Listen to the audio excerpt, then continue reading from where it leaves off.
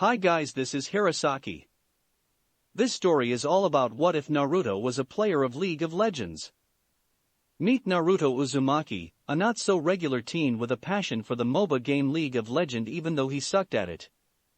His life was normal until he was introduced to the supernatural world and found out he had an irregular sacred gear.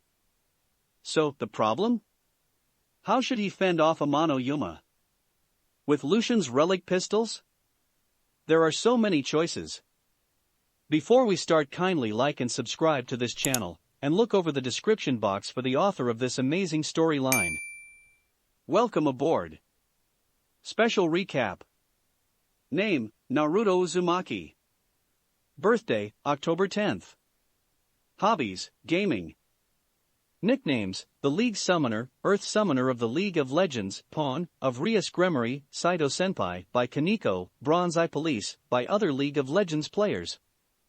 Power and abilities. Sacred Gear, Runeterra Arsenal, category, unknown. A sacred gear that allows him to tap into the powers of Runeterra, the world of the MOBA online video game, League of Legends. Runeterra Arsenal allows Naruto to summon those that are regarded as champions of the League of Legends, as well as create replicas of their weapons as long as his sacred gear still has data of them, meaning that said champions had to still be in Runeterra for his weapons creating ability to work. Abilities, for it is a sacred gear no one has ever seen before, no one knows the full extent of Runeterra Arsenal's abilities. The abilities that Naruto had discovered so far in the story are plus weapon creating ability.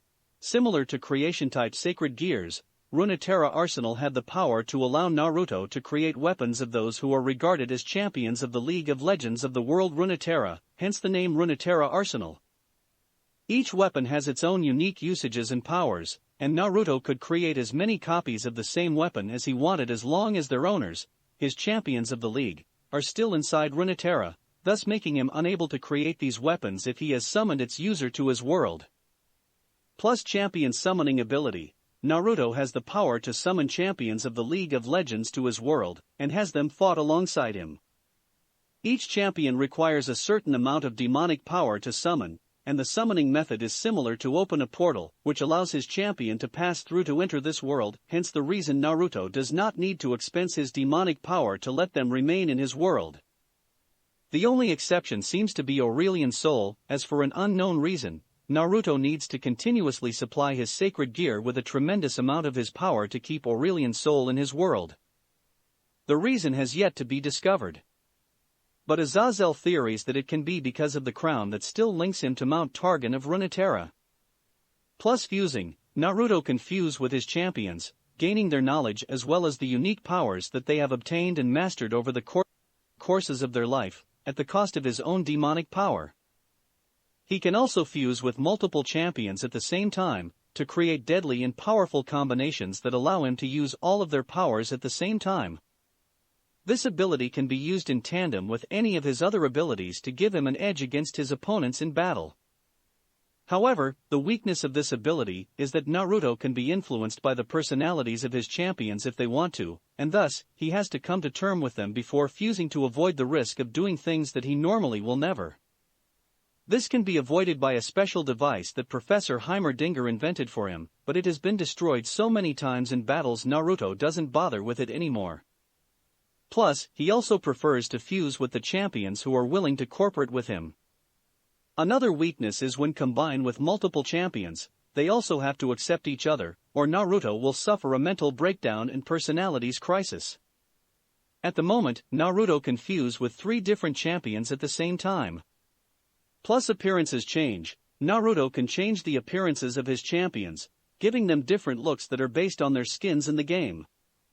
Alone, this ability is used purely for cosmetic changes and has no actual special power, but this ability is the one most important for Naruto to utilize the full powers of Balance Breaker. Runeterra Arsenal Balance Breaker, Multiverse Transcendences, Naruto's Balance Breaker, the ability to give his champions, whose looks have been changed by his appearance-changing ability, true meanings and stories that transcend over the multiverse of endless possibilities, granting them the new powers and special abilities that are based accordingly on the stories of their current looks.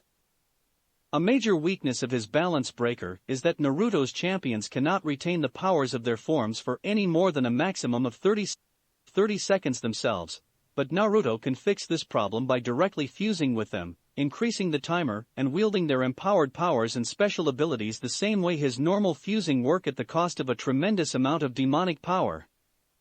Multiverse Transcendence also works on weapons. Other abilities and magic without fusing with his champions. Rune magic. Naruto is very skilled in using summoner's runes, which allows him to increase or decrease the sizes of champions for convenience purposes. He can also use a special rune to summon his champions to his side whenever he wants, as long as they have been summoned to his world with his Sacred Gears champion summoning ability first. Naruto is also learning other rune spells under Rise, the Rogue Mage. Other magic. Naruto can use other types of spells and magic on a basic level. Master hand-to-hand combat. Naruto is a skilled hand-to-hand combat fighter, having learnt martial arts and how to fight with his fists under Lee Sin and Set. Master swordsmanship and weapon specialist. Naruto is extremely skilled with swords, his preferred choice of weapon when going into battle, having been trained in Wujou swordsmanship and fencing by Master Ian Fiora, the Grand Duelist. He's capable of fighting on par against skilled swordsmen like Kiba Yuto, who is the student of Tsuji Okita, the Knight of Surzex Lucifer. Being the student of the Grandmaster at Arms, Jax, and learning from his champions, Naruto is proficient with a variety of weapons, even unorthodox, supernatural weapons. Marksmanship. Naruto knows how to aim. Ninjutsu. Naruto can use a number of ninjutsu that he has been taught to by Shin, leader of the Kinku Order, an organization of ninja-like warriors. Chapter 34. For the 15th time in a span of just under a week, Naruto Uzumaki found himself once facing Graphia Lucifuge once again, but not in a dance lesson, but in actual combat. If he thought she was harsh before with dance practice, now Naruto would rather have her taught him how to dance with her for 10 hours rather than fight her for 10 minutes, let alone 10 more times, because for the entire duration of his training with her, Graphia had shown him why she was hailed as the silver-haired Queen of Annihilation, a woman whose strength rivaled that of the Mao and powerful enough to challenge even the strongest female devil Seraphol Leviathan. So, you decide to use fire to fight fire, or in our case, ice. Graphia stated as she raised a wall of ice that was even greater than the crystallized wall he had just created to shield himself from her devastating ice storm spell to block his own counterattack, Flash Frost, a chunk of ice that exploded upon impact, but it did not even leave a single scratch on Graphia's defense. I will say that it's not the smartest decision, Naruto-sama. The silver-haired woman spoke, before their walls of ice exploded and shattered on their own into millions of pieces of ice shards, which then turned its pointy tips toward Naruto and shot at him when Graphia willed it too. He had heard that Graphia excelled in ice manipulation and ice magic, and had anticipated them to be on a level that could surpass even the power of the Cryo-Phoenix Anivia of the harsh frozen land Freljord, but everything she had shown him so far had exceeded even his wildest expectation. At the moment, they were sparring at a training ground in the mountain near Gremory residence, and more than 2 kilometers square of land had been completely frozen over by Graphia, who probably had yet to use her full power. But so did he. Calling for the power of Ornapon quick fusing with him, Naruto slammed his fist into the ground, causing divine fire to erupt from the crack that he created with the demigod strength, melting the ice shards even before they could reach it. Naruto then kept the fire up until the attack had ended, and spread his Cryo-Phoenix wings out to take a long leap toward Graphia, coming at her with Orn's blazing hammer.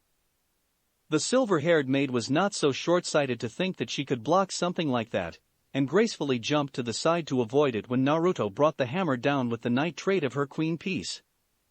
The hammer disappeared, and it was replaced by the holy sword Starfire Spellblade that Naruto used to block Graphia's ice sword when she came back at him from the side. Igniting the blade in divine fire, Naruto hoped to melt down the maid's weapon, but Graphia did not let that happen, manifesting a bluish, icy aura that surrounded the entire blade of her sword that allowed it to withstand the blazing fire of Naruto's Starfire Spellblade. She then pushed him back and slashed horizontally with her blade, but Naruto parried it with a swift strike before engaging her in a fierce duel of swordsmanship. The goal of their current sparring session was for Naruto to test his limit and see how far he could push himself beyond it. It was the reason why while he was fighting Graphia, who was helping him create a tense combat situation, Naruto was also wearing a special pair of bracelet-like devices that were designed by Azazel himself to drain him of his demonic power and apply a ridiculous amount of weight on his entire body. They made moving at a greater speed much more difficult than normal, making Naruto rely on his abilities to block, counter and neutralize Graphia's attacks instead of just using his speed to dodge, so that he could drain himself of his power at an even faster rate. "Alright Naruto-sama, I think you are low enough." Graphia spoke when Naruto jumped back from her, sending out a wave of divine fire only for it to be dispersed by a blast of ice magic so powerful that an entire area on its path was completely frozen. Naruto was not surprised by this however, and quickly returned to the ground, stabbing Starfire Spellblade down into the ground before unmerging himself with Anivia and Orn from his body, and then summoning Ari to his side. "Alright, let's do this Ari." Naruto spoke to his champion, and the nine-tailed fox Vastaya gave Naruto a nod before she changed form as Naruto used his appearance-changing ability on her. Her hair and the fur of her ears became pink, and her Korean-style dress turned into a white kimono with blue borders that was opened at her shoulder, exposing an ample amount of cleavage.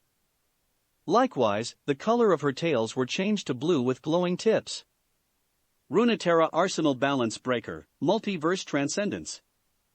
The announcement was made and in a flash of light, Spirit Blossom Ari gained her story, allowing the nine-tailed fox Vastaya of Runeterra to become the capricious, whimsical spirit of salivation of the spirit realm, who saw the fate of the living as a game of chase, and offered the chance for souls to find their final rest, but would not intervene if they strayed from the path. In the form, Ari's foxfire grew to a spiritual level and became so powerful that upon her transformation, a fiery white aura was unleashed, melting away the frozen land around them. "Well, we're here. Might as well have some fun. Who's up for a spirited chase?" Ari asked, quoting herself in the game as she summoned a wave of foxfire to negate Graphia's ice attack, melting away the ice shards before it could reach her and her summoner and then merging with him, giving Naruto her ears and tails in appearance. With the empowered speed and agile of Ari, Naruto was able to swiftly dodge and parried every ice spear and spell that Graphia launched at him as he wielded Starfire Spellblade in one hand and created numerous orbs of spiritual foxfire in the other and around his body, sending them at the silver-haired maid. The empowered orbs of foxfire were strong enough to break through her defense and melt away almost all of her icy weaponry, forcing Graphia to finally take a more cautious approach in answering his attacks. For several minutes, the two of them fought each other in an intense battle of powerful magic and abilities, with spears and swords of ice colliding with orbs of fire in midair to create explosions that could be seen from miles away. Knowing that he could only keep Ari in her Spirit Blossom form for a couple more minutes, Naruto decided to change his tactic and rushed at Graphia with the empowered Spirit Rush. Graphia was ready for him, but her eyes widened slightly in surprise when Evelyn's shadow, the natural ability that Naruto could use without the need to fuse with the ancient Demoness, started emitting from his body and covering an entire area in total darkness, allowing Naruto to stealthily disappear into it. There were multiple ways for Graphia to deal with this shadow ability, having dealt with Evelyn herself and her sensual, mischievous behaviors while using said ability long enough to know which of it was the best one, but the silver-haired maid remained idle and waited for Naruto to make his move. Her eyes then caught a glint of light, and swiftly dodged to the side to avoid a white orb of deception that was thrown at her from the side. Knowing very well what the orb could do, she did not waste any time after that to dodge it again when it suddenly stopped in midair and came back, giving Naruto just the slight opening to final reach Graphia and come at the beautiful maid with a full swing of his sword, fully expecting her to either dodge, create a shield to block it, or parry his strike with an ice sword of her own. But he was wrong. A powerful force slammed into him, surprising Naruto, as was sent rocketing backward and only managing to recover when he stabbed Starfire down to stop himself, his feet sliding along the ground. He looked up and saw that Graphia now had an icy blue aura around her body, holding in her hands an intricate bow made of ice. As the maid pulled the string back, an ice arrow appeared and notched itself into the bow as the entire thing glowed with a tremendous amount of demonic power, causing the ground underneath them to start shaking. Naruto did not need to be a genius to know there's no way he could block something like that in his current state, and wasted no time jumping to the side to dodge it when she shot the arrow at him. What he did not expect, however, was a silver blast of demonic power that was unleashed along with the arrow, blasting off an entire path of frozen land in front of her. The shock sent Naruto crashing face first into the ground and tumbling like a ragdoll thrown by an angry child. What the fuck? When he looked up, Naruto wasn't surprised to see that Graphia was ready with another arrow. Language, Naruto-sama. With that said, Graphia shot the second arrow at Naruto, who was much more prepared this time, and was able to dodge fully without being sent away again. With a burst of energy to his feet, covering his entire body in Ari's foxfire, Naruto dashed toward Graphia, quickly closing the distance between him and her in the blink of an eye as he dodged her third arrow with Starfire in his hand. The blonde was ready to strike, to deliver a sword slash that could perhaps break Graphia's bow, only to find himself suddenly losing his strength, as Spirit Blossom Ari was forcefully separated from his body as she reverted back to her original form and disappeared, causing the blonde to collapse. The last thing that he saw before he passed out was Graphia catching him in her hands. Break. You are awake. The first thing Naruto heard when he regained his consciousness and woke up with a groan was the sound of fire burning and the cheerful voice of the fallen angel governor of Grigori, who was sitting on a wooden log beside a campfire that he was poking with a long wooden stick. Noticing that he was lying on the ground, Naruto quickly sat up, finding out that most of his strength had returned to him, but he was starving. It was already nighttime. Here, this is for you. It's not much, but I am sure there's a lot of love in it. Azazel grinned and then handed Naruto a carefully wrapped lunchbox. Naruto only stared at the lunchbox for a second before he quickly snatched it away from Azazel's hand and proceeded to move even closer to the campfire to ease the coldness of the frozen land around him. Where's Graphia anyway? Naruto asked, noticing Graphia wasn't around as he unwrapped the cloth around the lunchbox, and then opened it to find some rice balls, a pair of chopsticks and several slices of pork inside. Picking up the chopsticks and a rice ball, Naruto took a bite and moaned at the taste. Oh whoa, this is so delicious. Azazel laughed in amusement at Naruto's reaction as the blonde proceeded to devour the food inside the box. Glad that you like it. Not only Rias and Ravel, but Akino also contributed during her spare time from training to make those for you. Shit, I could have sworn that the kitchen turned into a war zone just this morning. He then paused for a second before answering Naruto's first question. Graphia has returned to the residence to clean up. She also said she would come back to check on you later. What happened to your nose? Naruto couldn't help but ask, noticing the bruise on Azazel's left cheek. I told Graphia there's a very nice waterfall nearby. The duo-haired man answered with a painful smile, making Naruto sweat drop, but decided to shrug it off in the end. Then Azazel spoke again after he had done a quick scan of his eyes on Naruto's body. I see that you have gotten stronger these past few days. Your demonic reserve has increased compared to the last time I saw you. Really, but why didn't I feel any different? Naruto couldn't help but ask after swallowing the rice in his mouth. How long was I out, by the way? A couple of hours. Naruto cocked his eyebrow in surprise at that. Normally, it would take him more than 6 to at least recover some of his strength without help. And in case you are wondering, Graphia, and I didn't try to help you replenish your reserve faster. You recovered on your own. So, I did get stronger. At a rather impressive rate too. Azazel praised. His expression turned serious for a split second as he eyed the blonde, who was happily enjoying the meal the girls had made for him. So, how's everyone's training? Oh, with their mental obstacles out of the way, Akino and Kaneko are both growing stronger and stronger with each passing day, getting more familiar with the power they are born with. Who knows, you might even have to start watching yourself around them when you return. Azazel answered with a small shrug. The smile returned to his face as he gave Naruto the answer, he had been waiting to hear Rias and Asia's training are both also going well. Kiba left to train with his master a few days ago. I haven't heard from him since. Zenobia is currently training with the help of Irina, and Gaspar is of course with Xylian learning to master his sacred gear. If I can rate your process, then I will give it an 8 out of 10. That's so good to hear. Naruto grinned as he received a bottle of water from Azazel. You know what, Azazel-sensei? You might not look like it and you joke around all the time, but you're unexpectedly a nice person and a teacher, you know. Hey, that's kind of rude, you know? Azazel retorted rather playfully. But thanks anyway. That's one of the nicest compliments I have heard in a while. Yeah, I can clearly see why you can't get things like that more often. Naruto sarcastically teased him, making Azazel laugh in amusement. I will give you that one, kid. Azazel laughed before he pulled out a tablet-like device from his jacket and gave it to Naruto. Here, Ajuka wanted me to give you this. They finished it? Not needing to ask his fallen angel to know what Ajuka wanted him to have, Naruto took the device from Azazel's hand and turned it on, feeling excitement bubbling in his chest as the hologram projection of a floating island appeared in front of him. Whoa!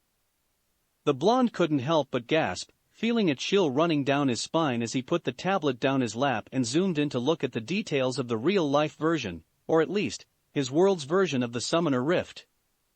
There's a folder with the rules in it as well. Check it out later and tell me what you think. I will give your feedback to Ajuka and the other organizers of the tournament. Naruto nodded his head in understanding as Azazel spoke to him. These digital guidebooks will be given to every contestant of the new game mode before public announcements, so they will have time to prepare their strategies for it. So obviously you can't show yours to Rias or anyone else of your own team until she gets one of her own. You can tell Ravel though, since she's your manager, and will be coming along with you to see the rift for the first time in a few days. Naruto could see that Azazel didn't tell him to make sure Ravel wasn't going to tell anyone about the guidebook, fully trusting in her ability to keep secret and skills as his manager.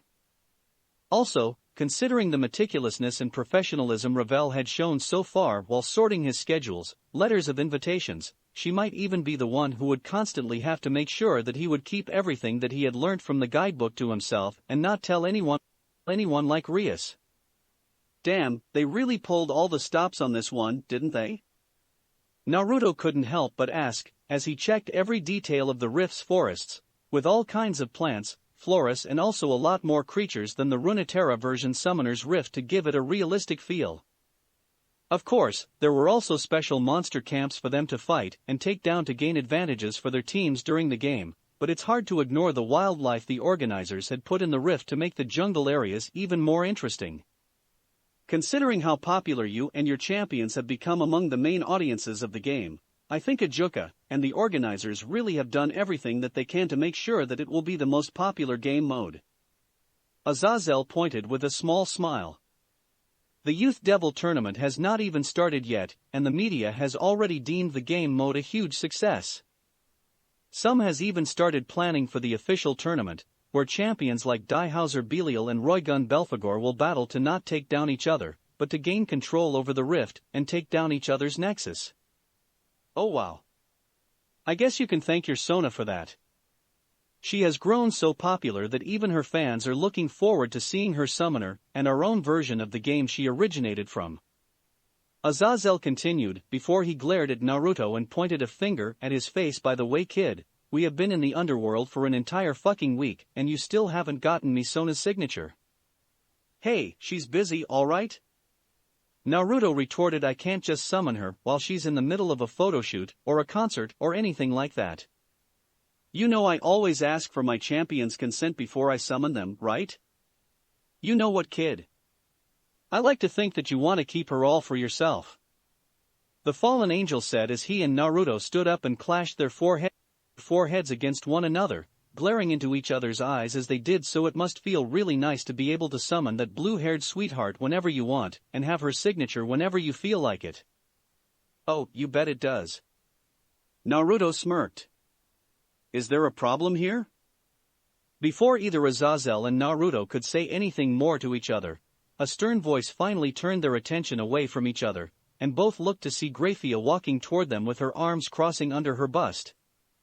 She was no longer wearing her maid outfit, but a more casual one that made her look relatively younger, consisting of a pair of blue jeans and a black shirt with golden caramel accents at the edges of the shirt and spread horizontally near the bottom, with two light golden trims going down the shirt, and the shirt split slightly above her stomach, exposing her midriff. In addition, Graphia also wore around her neck and shoulders a long, cyan scarf made from like material that reached her hips. "Oh, Graphia-san, welcome back." Naruto greeted the silver-haired maid cheerily, before he elbowed the fallen angel governor in the rib, making him laugh before putting a hand on his shoulder. "There is no problem here, isn't that right, sensei?" "Yup, no problem at all, Graphia." Azazel grinned while patting Naruto on his shoulder, making the silver-haired woman look at them with narrowed eyes. After a moment, she decided to shrug it off and walk toward Naruto to say, "If you have finished your dinner, Naruto-sama, then let's continue your training." "Wait, right now?" Naruto asked, shoving the last rice ball into his mouth. He knew that he couldn't argue with Graphia, but he still wanted to ask because the past few days she had always let him rest at night. Tomorrow you have a party to attend with Ryosojo-sama and the others, Naruto-sama, so we need to compensate for it tonight." Graphia answered as she picked up the half-empty water bottle he left on the ground and gave it to him. "I see. Thank you, Graphia-san." Naruto nodded his head and smiled at her. "Well, I will leave you two to it then. Make sure you check out the rules and contact me when you are done." Naruto nodded his head in understanding, before Azazel made his wings appear on his back and took off, flying away and disappearing into the night sky, leaving Naruto behind to try and survive another day against the silver-haired Queen of Annihilation. Chapter 35. Baddest do what the baddest do, we the baddest. Still listening to that song? Even with both earphones on, which were custom-made so Ari could wear it comfortably with her fox ears, it wasn't difficult for the nine-tailed Gumiho to hear the trademark sultry voice of her best friend Evelyn, and turned her head around to see the ancient demoness standing behind her with a seductive smile on her face. Having known Evelyn for so long, Ari no longer felt surprised whenever Evelyn tried to creep up on her, something that she always tried to do to literally everyone during their first days of being champions of the league. "I am practicing, Eve." Ari answered as she removed the earphones from her ears after turning off the music player Sona had gifted her some time ago during one of her home visits to the Uzumaki residence. "Shouldn't you as well?" Naruto had talked to them about his idea of bringing the K/DA to life, and both she and Evelyn had agreed that it might be fun for them to do it. It's not like they had anything else better to do while they were staying with their summoner in his world and weren't on league duties in Runeterra. Even though Naruto had always told her that there's no need, Ari had always wanted to do something to repay her summoner for giving her a home in his world, and possibly a chance to be with those who were just like her, fox demons, beside just fighting alongside him whenever he required her strength and powers. Ari didn't know if she could become like Sona, but she was determined to make it possible. Evelyn, meanwhile, would do everything he told her to, as long as he let her torture his enemies and fuck her afterward. "I have already memorized the whole song, Foxy." Evelyn answered simply as she struck a pose with one arm above her head and a cheeky smirk, mimicking her own pose in the MV baddest, even altering her appearance and outfit to match herself look like it. A/N, Evelyn is a shapeshifter, so she can turn herself into any form she wants, but she will still need Naruto to change her appearances himself for his balance breaker to work on her. "Coming at you live. Real wild. Here to light it up, set the world on fire." "That's something you really want to do, don't you?" Ari asked with a playful smile, making Evelyn giggle softly before nodding. "Ah, you know me so well, Foxy."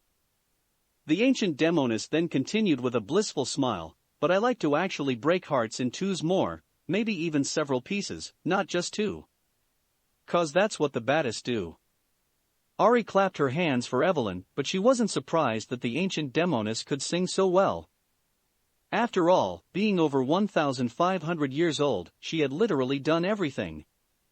Singing to lure humans into her traps with her sultry voice was without a doubt one of them.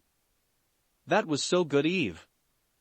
Ari smiled, before she took out a notebook with several lyrics from her skirt's pocket and showed it to Evelyn. I haven't, unfortunately. Some of my lines are in Korean and they are pretty hard for me to remember. The fox girl finished with a shrug. She had also been told by Naruto that her basic concept was a gumiho, a Korean nine-tailed fox demon. Well, maybe you should take a Korean class. Your character is supposed to be Korean after all. Evelyn pointed out before she crossed her arms under her ample breasts, and spoke her thoughts aloud. Seeing you having trouble with your lines make me wonder if that shrimp Akali can really sing. It's Kayase that I am worried, you know. Evelyn looked at Ari before nodding her head in understanding. As much as they wanted to make the K/DA dream of their summoner come true, Kayase's case would still be the problem that they would need to help him solve first. Akali had been easy for them to convince to join the K/DA, as she thought it might be fun to become an idol, but Kayase was a whole different story. Moreover, it's not like they could just strap someone else in and call themselves the real-life version of the famous virtual girl group. Even though Seraphine was a possible choice, everyone had come to know her as a solo singer who did collaboration with the K/DA in the lore of the Skin line, so it would feel weird if they made the starry-eyed songstress the fourth member of the group and excluded Kayase. You girls don't have to worry about her anymore. I talked to Kayase about it yesterday. Before either female champion could say anything else to each other, they both heard that voice and turned their heads to see Naruto walking toward them with a grin on his face. Hey! Naruto!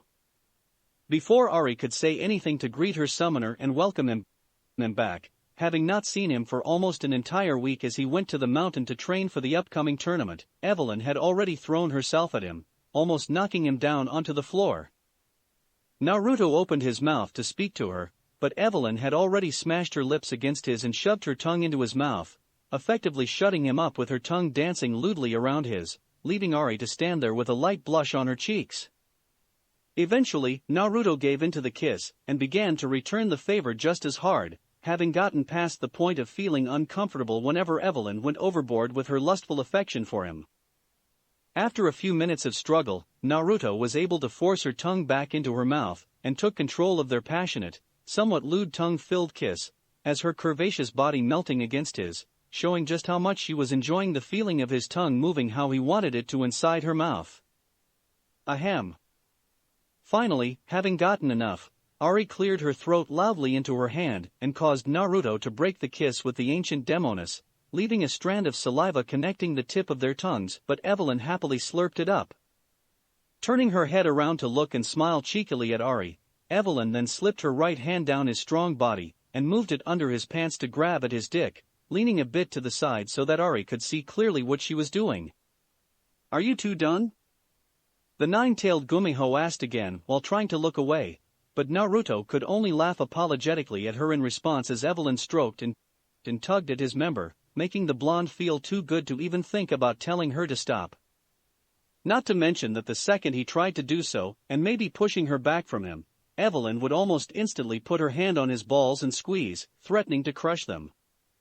Naruto didn't know if she would really do that or not, but he did not want to find out. He had yet forgotten that Evelyn was the demon of agony, and she liked pain just as much as she had come to enjoy pleasure. Jealous? Evelyn asked with a teasing smile before she turned her eyes back to Naruto, telling him in a very seductive tone, "And you, Han, there's some making up for you to do. How come you only summoned that little fox girl to train with you? What about me? I can be useful too, so much more useful than Ari. Just imagine all the late-night activities we could have done in that mountain, under the night sky." Hello? I'm still here.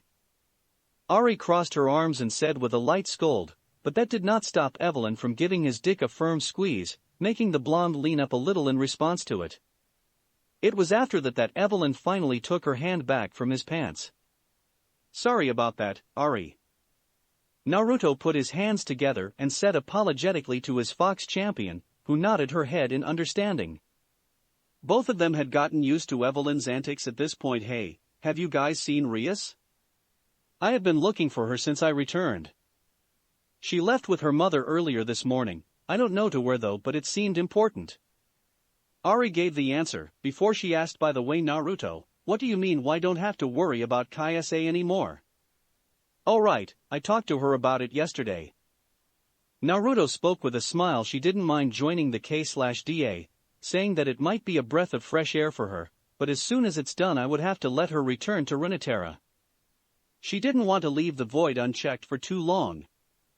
Okay, so no paparazzi, no interviews and no fan meeting for that girl.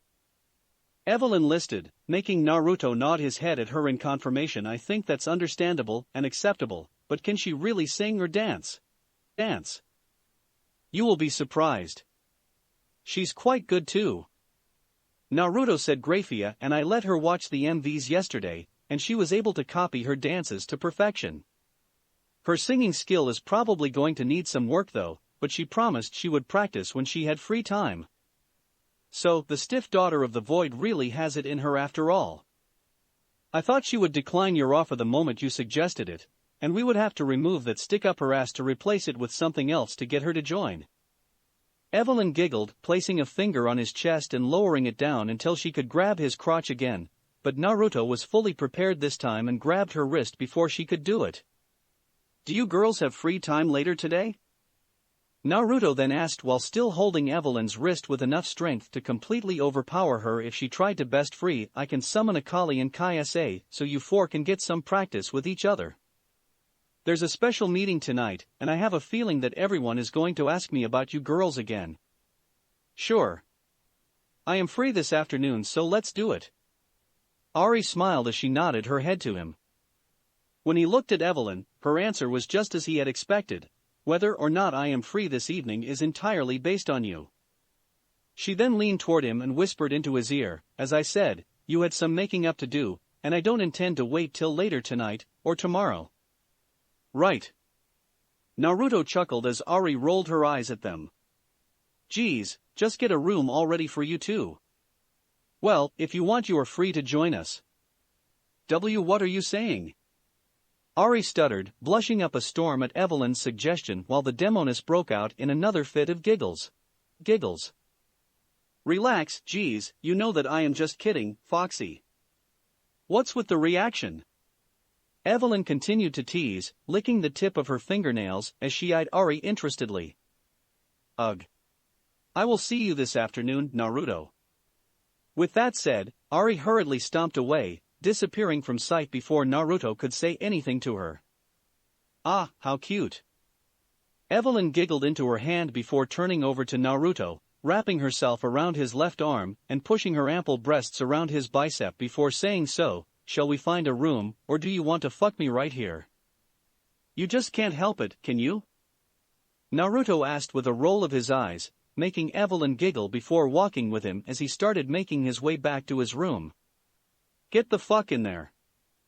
Saying that, Naruto grabbed Evelyn by the back of her head and roughly pushed her into his room when the two of them arrived at it, making her stumble a couple of steps before standing straight up and strutting forward into the bathroom with Naruto following closely behind her. Quickly taking his clothes off, Naruto then stepped into the shower room, taking Evelyn with him as he willed her clothing to disappear. As the shower head sprayed hot water down upon them, making Evelyn's soft, voluptuous body glistening erotically under the light. She purred, writhing against him as she stroked and tugged strongly at his dick under the shower, grinding her body against Naruto's hard muscles. Someone is eager. Evelyn smiled playfully, as Naruto just grabbed one of her legs behind the back of her knee and hoisted it high, leaving her cunt spread wide open for him. You have no idea. Naruto said as his cock head pressed right up against her pouty cunt lips, making her shudder in lustful anticipation before he slammed his cock in and immediately started fucking her with long, hard thrust. His other hand reached out and seized at one of her breasts, which he gave a hard slap, gripping it tightly as he plowed her, while Evelyn gasped and shuddered in pleasure. Naruto grunted as he continued pulvering Evelyn's tight, dripping pussy, making her come over and over again on that cock, her pussy as she moaned, eyes rolling back. After over half an hour, Naruto buried himself deep inside her cunt as his orgasm overtook him, shooting his hot sticky load into her womb and filling her up. Her tongue stuck out of her mouth, and Naruto wasted no time to capture it in his mouth to share another lewd kiss with her as drool trickled down her chin before being washed away by the shower. Once Naruto had finished coming, he just yanked his cock out of her cunt without a single word and carelessly dropped Evelyn's leg, causing her to stumble down onto the wet floor. Pushing his cock against her face as she recovered from the aftermath of her orgasm, he simply gave an order, one that he knew she would be more than happy to comply: suck. And she did just that as Naruto took his well-deserved shower. Break. So, try to not cause any trouble, alright? Naruto spoke, and everyone knew who he was sending those words to, even though she wasn't the only one standing in front of him. Naruto, Rias and the rest of his girlfriend's peerage had just arrived at the party for young devils sponsored by the MOBA themselves. For the last time, Naruto, yes. I will do my best to stay out of trouble. Trouble.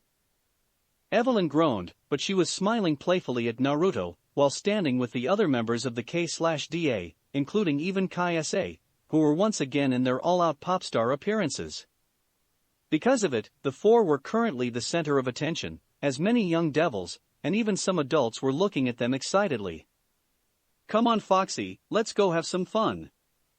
It's not every day that we can attend a high-class party like this. With that said, Evelyn grabbed her best friend's arm and dragged her away.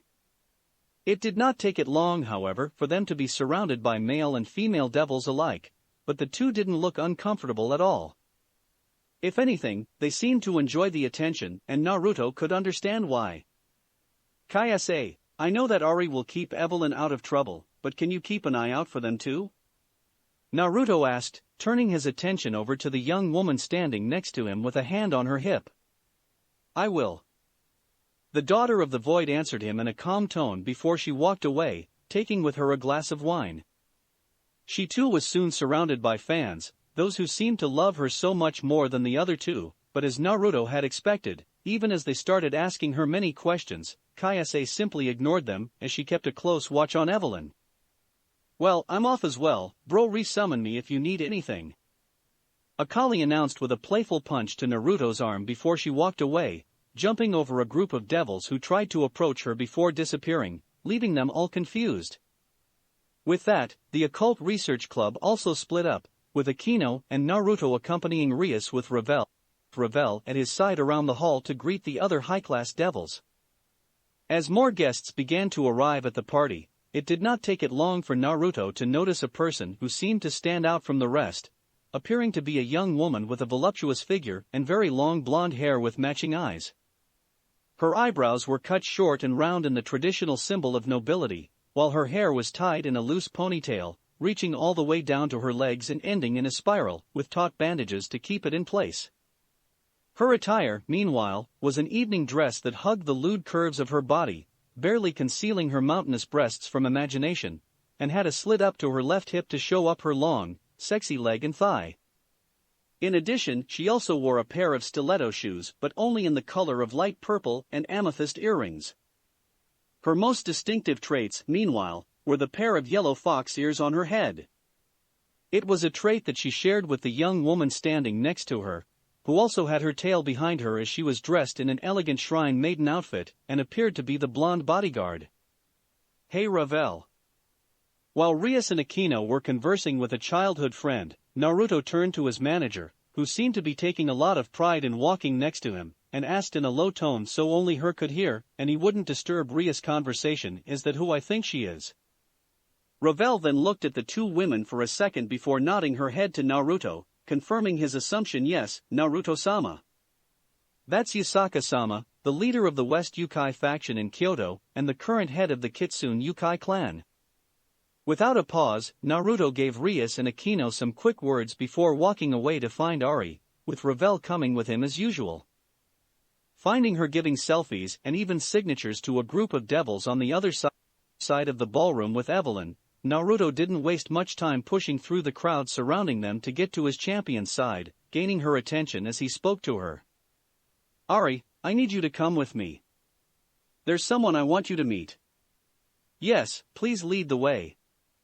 Ari nodded her head to him, before following after Naruto under the jealous stares of the devils around them, but Naruto paid them no mind as he led Ari to Yasaka, who also noticed them and straightened herself up with a warm smile on her face when she saw the fox champion. Ah, they are. Ari gasped lightly into her hand when she saw them, making Naruto nod his head to her with a small smile before turning his attention back to Yasaka. Yasaka-san. Naruto addressed the blonde fox woman. I don't believe we have met, but I'm Naruto Uzumaki-san. Yes, I have been hearing many great things about you. The leader of the Yukai faction nodded her head with a small smile as her bodyguard lowered her head to him. Ravel likewise did the same, showing respect to the leader of the Yukai faction. I have also received your message about Ari. It's a pleasure to finally meet you both. The pleasure is all mine, Yasaka-san. Naruto smiled as he looked at his fox champion and introduced them. Ari, this woman here is Yasaka, the leader of the West Yukai faction and head of the Kitsune clan. Pleased to meet you, Lady Yasaka. Ari spoke to Yasaka and shook hands with the older fox woman, wearing an expression that was a mix of both nervousness and excitement when Yasaka and her bodyguard made her nine tails appear. Oh wow, you two are just like me. And there are many more that are like us too, Ari. Yasaka smiled before pointing out, although only 3 of us have up to a total of 9 tails. The others are just like Kairi here. I see. You said 3? Who is the other one? The Gumiho couldn't help but ask. My daughter, Kunu. Yasaka answered. She can't be here tonight, but I can't wait to introduce you two to each other. She has always wanted to meet another 9-tailed fox just like us. We might not be of the same species, Ari, but that doesn't mean we can't welcome you to our family.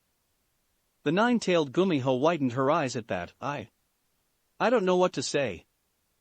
Naruto then put a hand on his shoulder and assured her in a soft tone, your search for your own kind in Runeterra might be fruitless, but that doesn't mean it has to end the same here in this world.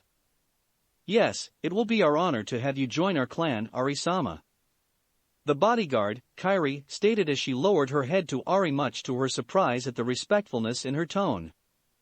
Naruto-san, do you mind if I speak to Ari in private?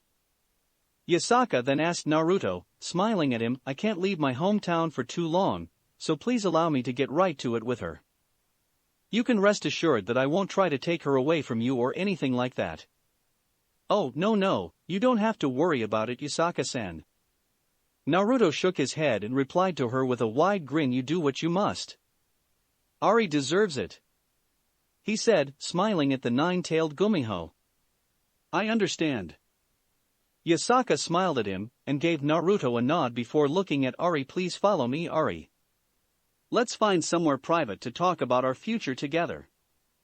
Yes, please lead the way. Ari nodded her head at Yasaka, who then turned around to walk away.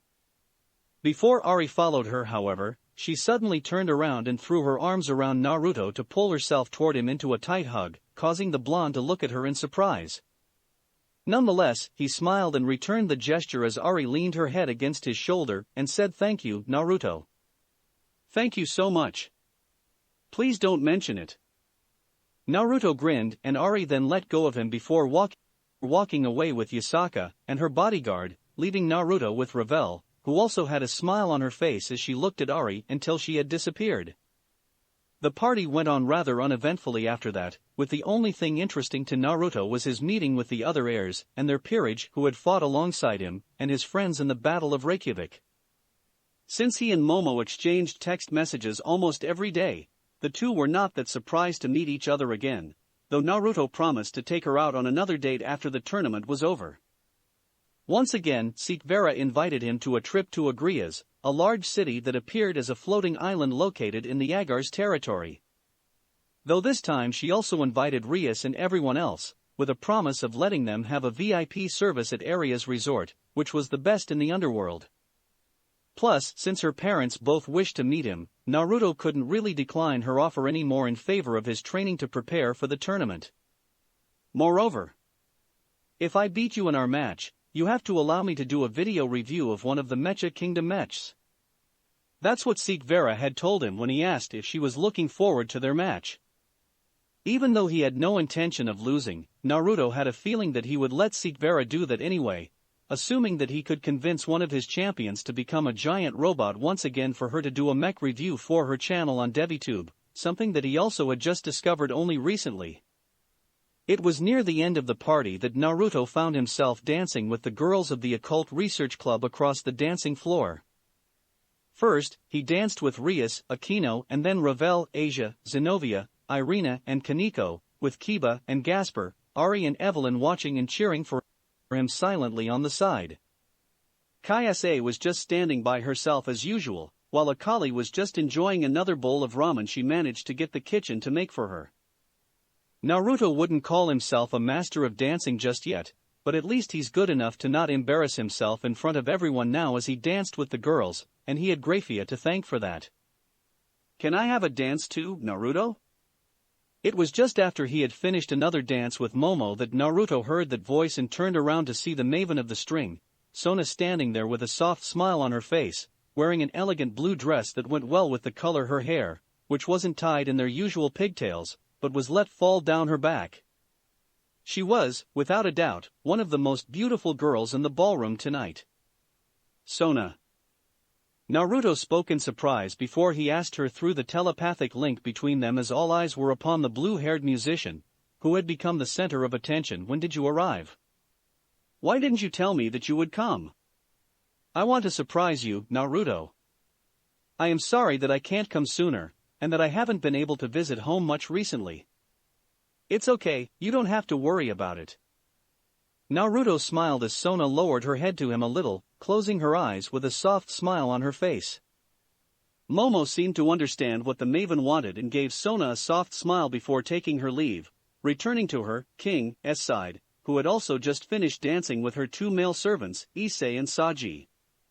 When Sona finally raised her head up, Naruto extended his hand forward and offered it to her. The maven accepted it with a beautiful smile, and allowed him to lead her into the dance floor, the smile never leaving her face as she danced with perfect gracefulness with her summoner. Break. It was finally the day of the rating game between Rias Gremory and Sona Citri. The fans couldn't get any more excited, not when they were being treated with the music of the K/DA and Sona for the opening ceremony. At the moment, all four of them were on the stage, singing and dancing the songs the world had known them for, from Popstar to more, before continuing on with the songs that they had written themselves while Sona was behind them playing the music. It was without a doubt the best event for any League of Legends fan out there. "Is everyone ready?" Rias asked, looking at her peerage, who had all geared up for the match against the Citri, earning nods from them and a joint shout of determination. "Yes." Lord Gremory, his wife Venelana, and Surzek's son, Milikas, who had introduced himself to them a few days ago, were also present to give Rias peerage their support and wishing them luck in the game. Surzeks, meanwhile, were already in the spectator lounge for VIP guests, being accompanied by Graphia and the other Mao. "Do your best, Rias Ne-sama. Win, Rias.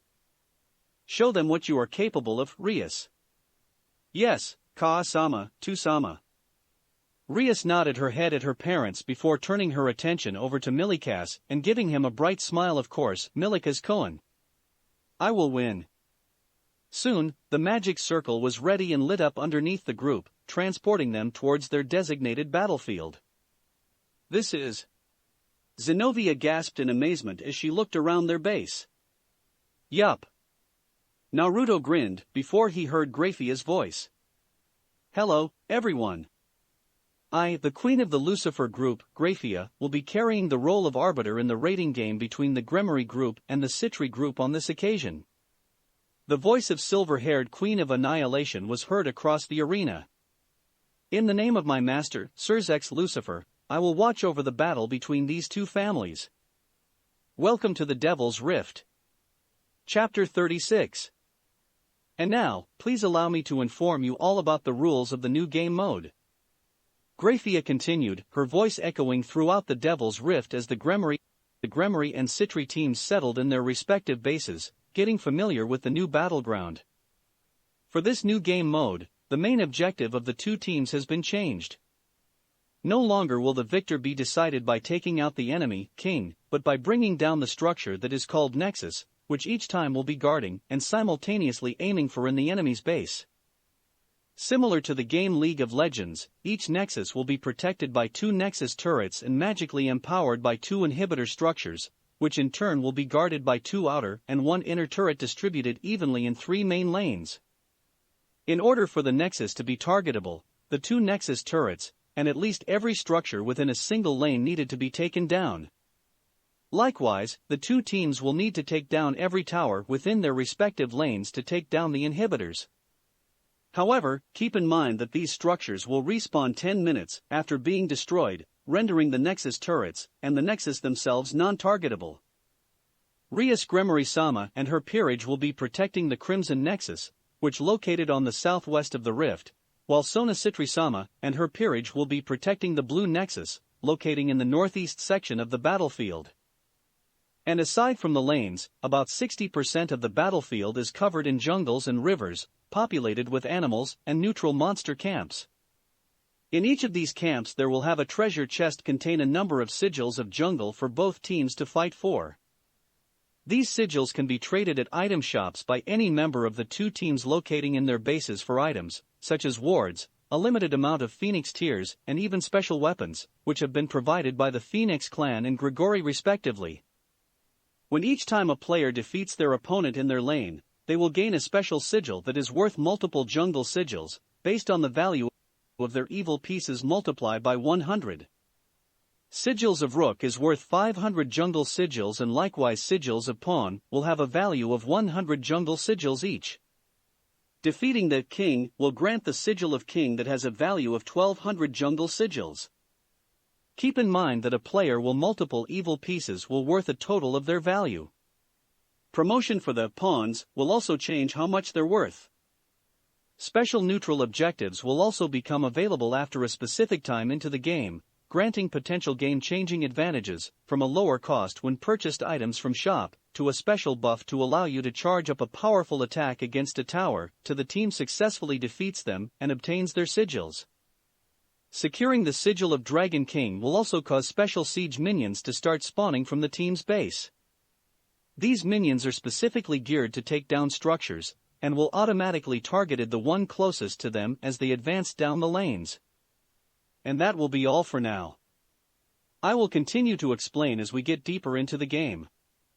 Graphia finished, speaking up loudly as the crowd cheered for now. Both teams will start with 500 sigils of Pawn, gaining 5 sigil every minute. You have 20 minutes to prepare. Good luck. How many times do you guys think she had to read that digital guidebook to be able to give that kind of presentation of the rules to the audience?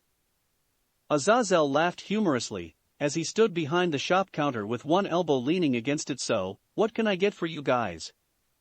He asked, grinning cheekily as he pulled out some items and placed them on the counter. If there was anyone who were enjoying themselves, it would be Azazel, who had volunteered to be the shopkeeper of the red team. We will kick things off with 4 wards, 1 control ward and 2 healing potions. Rias gave the order before asking, I don't believe you will give us a discount, are you, sensei?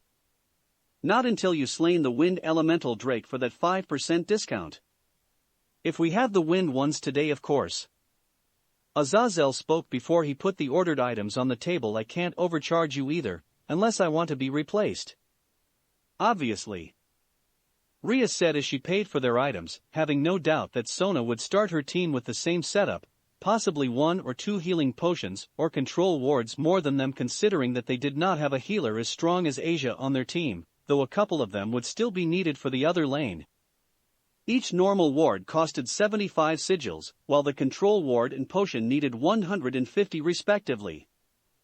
However, the wards that they would be using aren't going to give the same type of vision that they did in the game, while behaving the same way by becoming invisible using special cloaking technology designed by Grigori when used. It would only alert them of enemies' presences when they were in range, and because they didn't become intangible, enemy team could accidentally pump into it and destroy it in the process, so they would have to consider their location strategically and accordingly. Aside from granting them surveillance control in the same manner as a normal ward did, it would also deactivate every enemy's ward cloaking technology within its range.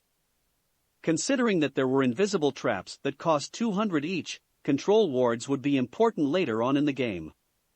Alright guys, let's discuss our strategy. Rhea spoke as she spread a map out on Azazel's counter. I believe we should fight for dragons. The first one will be available 20 minutes into the game at the dragon's bit near bot lane, so we will need a strong bot side to gain control over the downstream of the river. Naruto and Asia, you two along with Yumi will take care of our bot lane. So, it's basically ADC and support. Naruto grinned before looking at Asia, who was also smiling brightly at him. It was quite fitting, considering that those were their roles whenever they played duo with each other. Let's do our best, Asia. Yes. You can trust me, Naruto-san. The former nun spoke, as Yumi cheered while hovering next to her. Alright, Akino and I will take care of mid lane. We can use our wings to quickly move between lanes, or aid our junglers when needed. Zenobia and Gasper, you two will protect our top lane. Do whatever you must and buy teleportation spells when you can to help our secure the dragons. Rias continued as Gasper nodded his head nervously, while Zenobia was confident as always. Kaneko and Kiba, you two will be our junglers. The mentioned two nodded their heads in understanding. It was something that they had discussed before the game after Rias had gotten the guidebook. Their abilities were best fit to become junglers, with Kiba's speed and technique with Kaneko's sensor ability. Plus, Kaneko was a diamond jungler in League, so she knew what she had to do literally better than all of them. Take these wards, Yuto-kun, Kanok-chan. Akino said as she handed the two the wards, with Kiba holding on the control one. We need to set up visions here and here in our jungles. Rhea said, as she took out a pen and used it to draw circles on the map. Kaneko, you will invade the enemy's jungles and steal their camps. Use your sensor ability to avoid the Sona's junglers if possible, but if you run into any of them, we will assist you.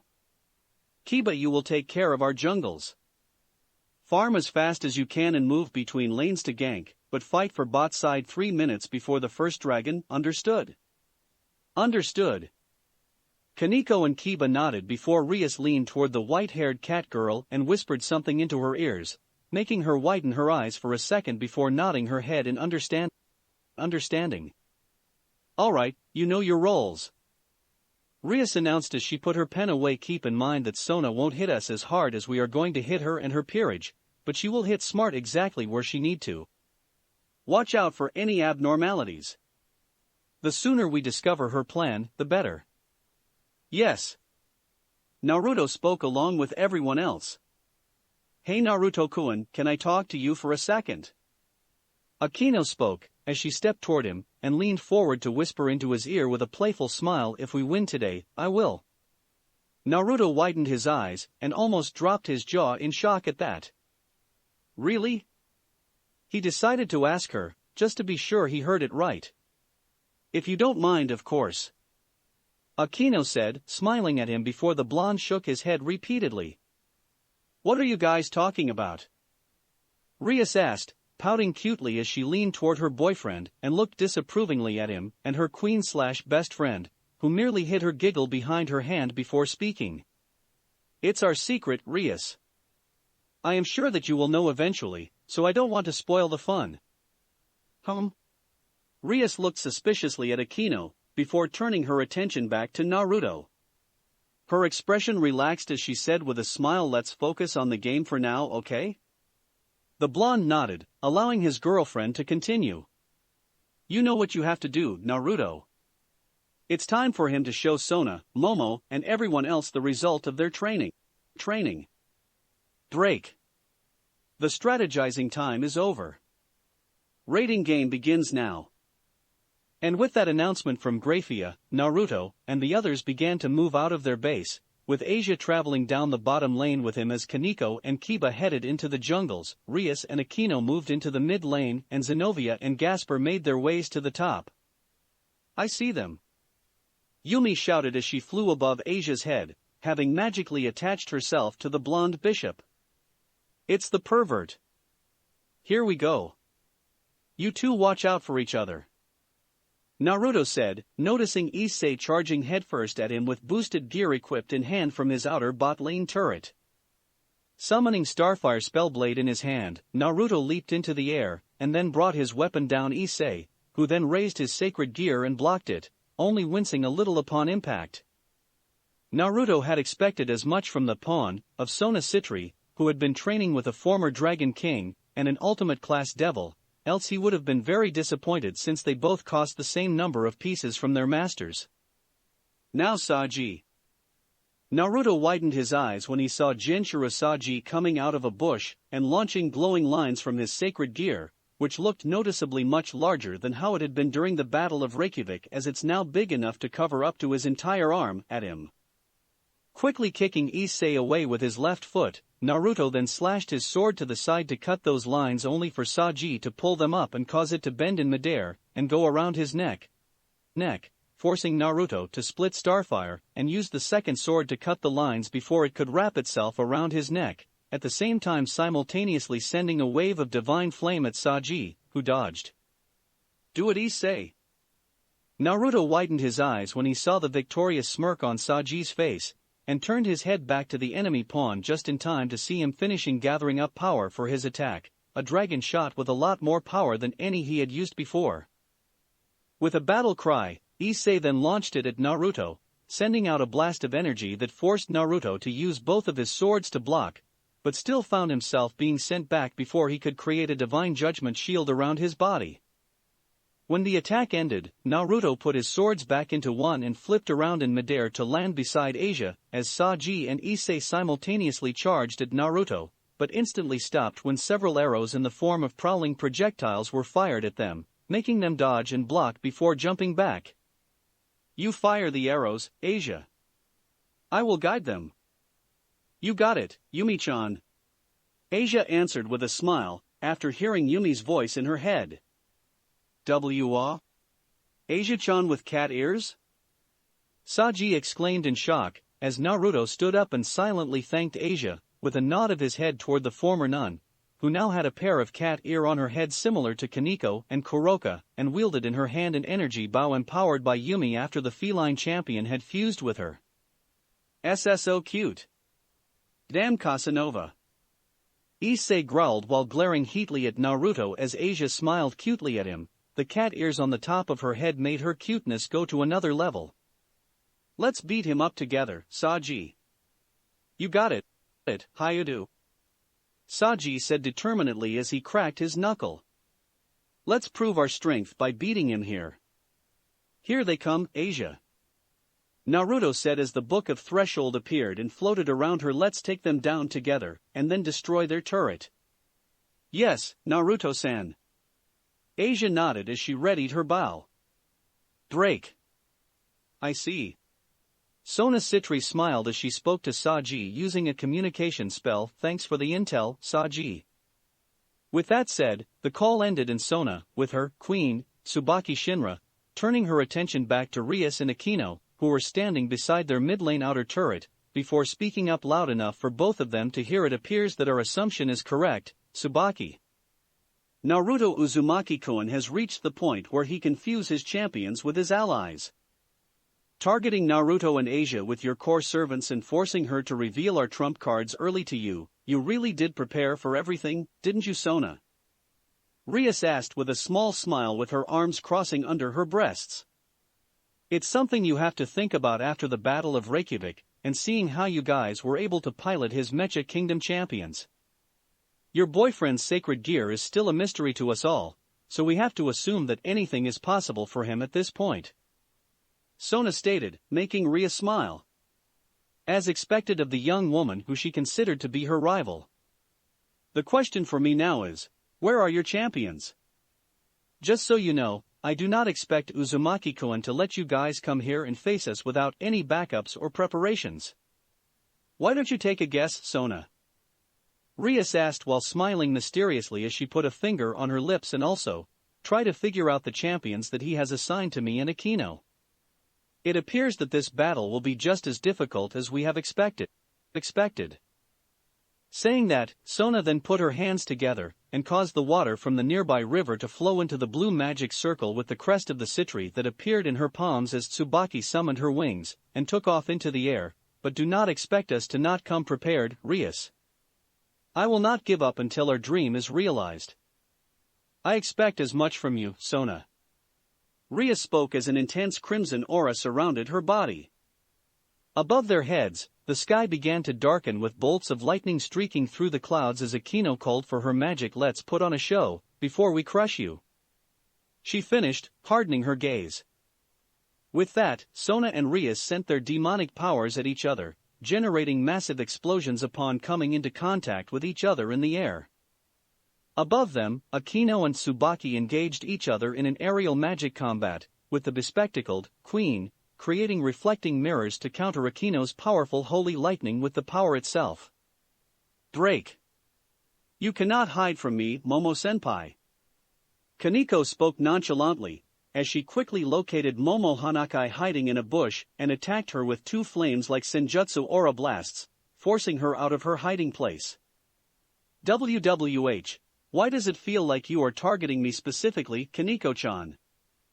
Momo cried as she sidestepped and avoided another aura blast from Kaneko, as the first-year cat girl chased after running past a jungle camp of bird-like creatures. Momo wasn't wrong. Kaneko, while I trust that Naruto won't let his personal feeling get in the way, I want you to keep track of and target Momo Hanakai specifically just in case Sona decides to take advantage of his relationship with Momo. Do not let her go anywhere near our bot lane no matter the role she is assigned to in this match. You are full of opening, Momo-senpai. Kaneko then said, as she leaped over Momo's head, dodging a fireball being shot at her by the bishop of Sona Citri before landing in front of her and twirling around to thrust her palm into her abdomen, immobilizing her before dealing the finishing blow, thus eliminating her from the game. First blood has been drawn. Kaneko Tuju of Rias Gremory-sama's peerage has slain Momo Hanakai of Sona Citri-sama's peerage. Due to the new retiring system that had been designed for this new game mode, Momo would be teleported back to her team's medical clinic and healed up by the best healers in the underworld, allowing her to return to the battlefield.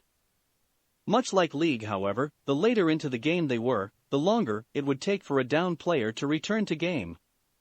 Moreover, while the healers might be able to fix all the injuries, the more severe they were, the harder it would be for them to full patch someone up.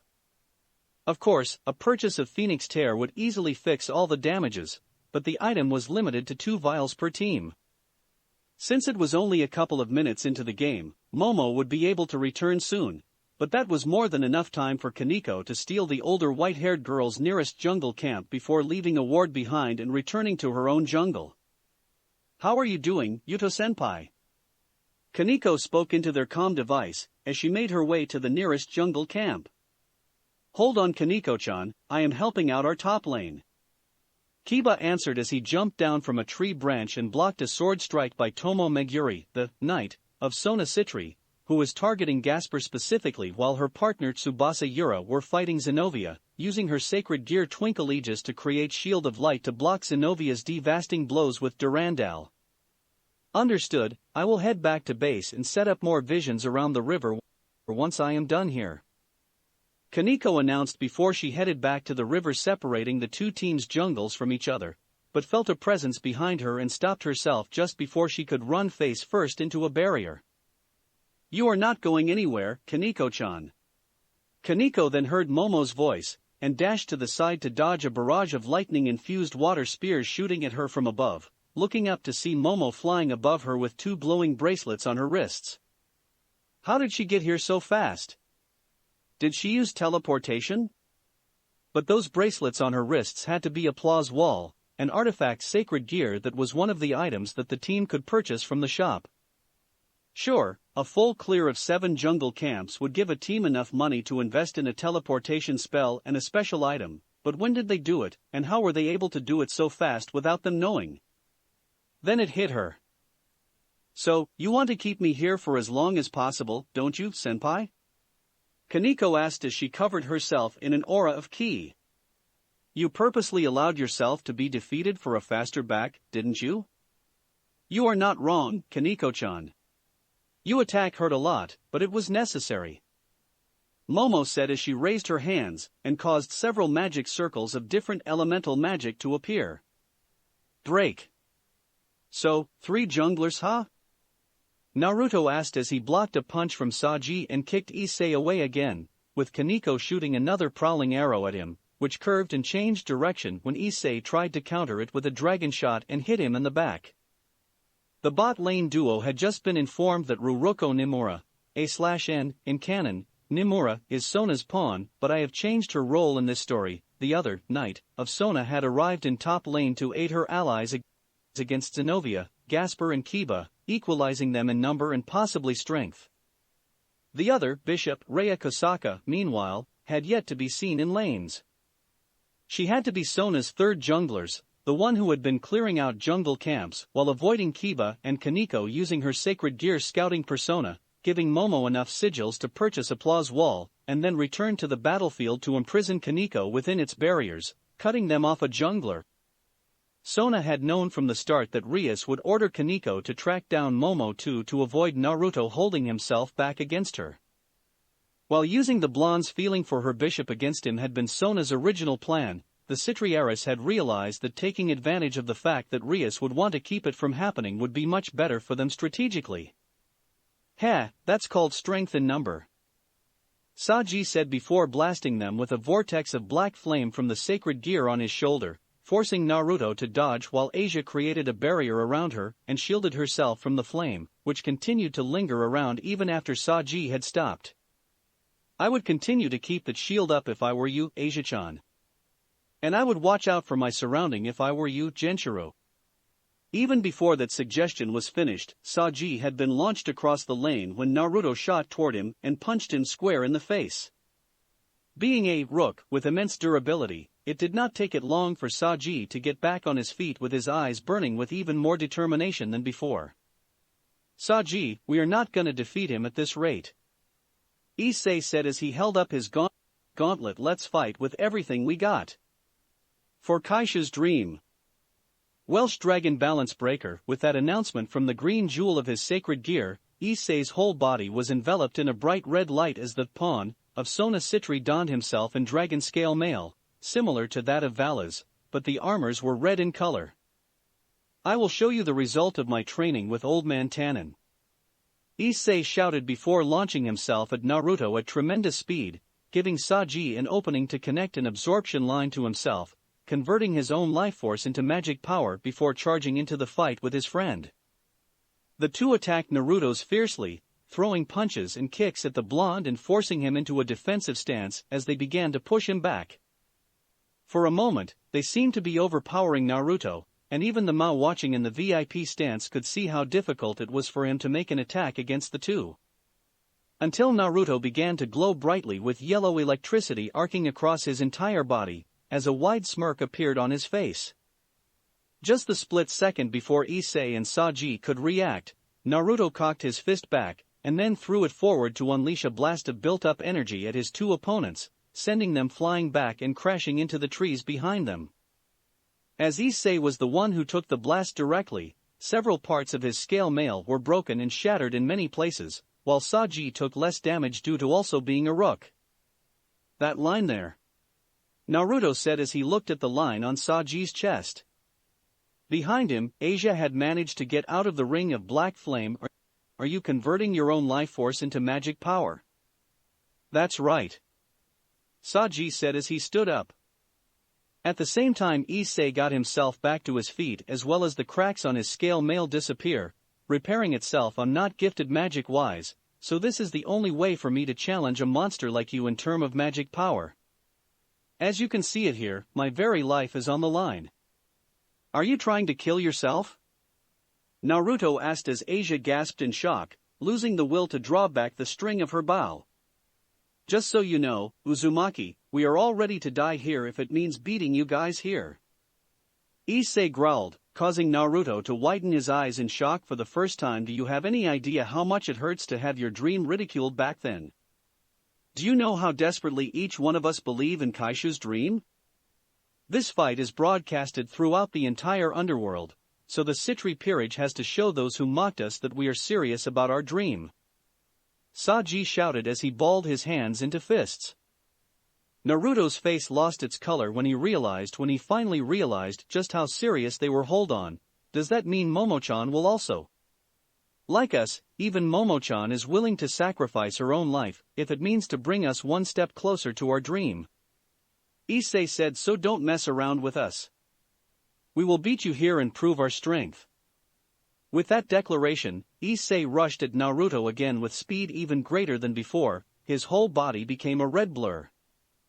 Naruto, who was ready for him, blocked the first punch, but the surprising strength of Issei's second attack broke the forearm guard of his metal bracer completely, causing Naruto's arm to slam into his own face before he was knocked to the side, just in time for Saji to come at him from that side and send his knee into the blonde's gut, sending him tumbling back and rolling on the ground a few times before he was able to flip around and stop himself.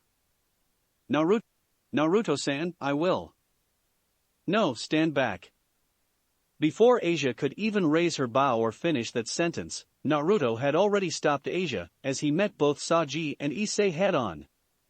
Save your strength to heal the others when we get back to base. I know you want to help me, but these two idiots are mine. Wah. What the fuck did you just call us, you bastard?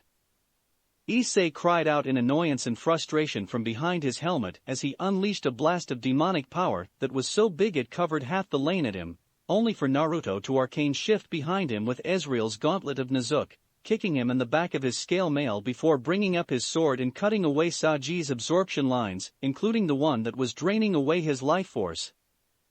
Engulfing himself in dragon fire, Issei then unleashed it toward Naruto in a torrent when he knocked Saji down with a hard punch to the face, before summoning Anivia, and allowing the Cryo Phoenix to flap her wings strongly, sending a powerful gush of wind at Issei's dragon flame, clashing it in the middle before dispersing each other.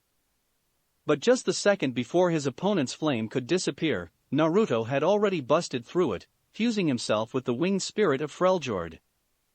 Saji tried to restrain him with his third Vritra's sacred gear, but Naruto began to move even faster, avoiding his shadowy aura before coming at Issei with a full swing of his sword.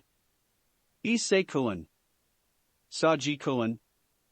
The two then heard a shout, and Naruto turned his head up just in time to see Saji's absorption line wrapping around what looked like a flashbang grenade, pumping it full of demonic energy and making it explode with even greater intensity than normal, blinding both Naruto and Asia, whose heightened senses due to fusing with Yumi made it even worse for her.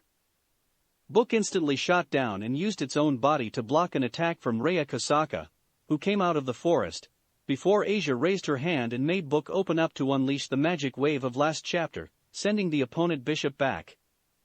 Naruto, whose vision was severely damaged by that blinding flash of light just now, was met with a full-on assault by both Saji and Issei. What they both did not expect, however, was for Naruto to be able to block and dodge every attack they threw at him even though he could not see anything, and had his eyes closed. What kind of kung fu shit is this? Issei asked in frustration as Naruto parried all of his punches and kicked before sending his foot into his gut and sending him crashing through another tree. One of my teachers is blind, you know.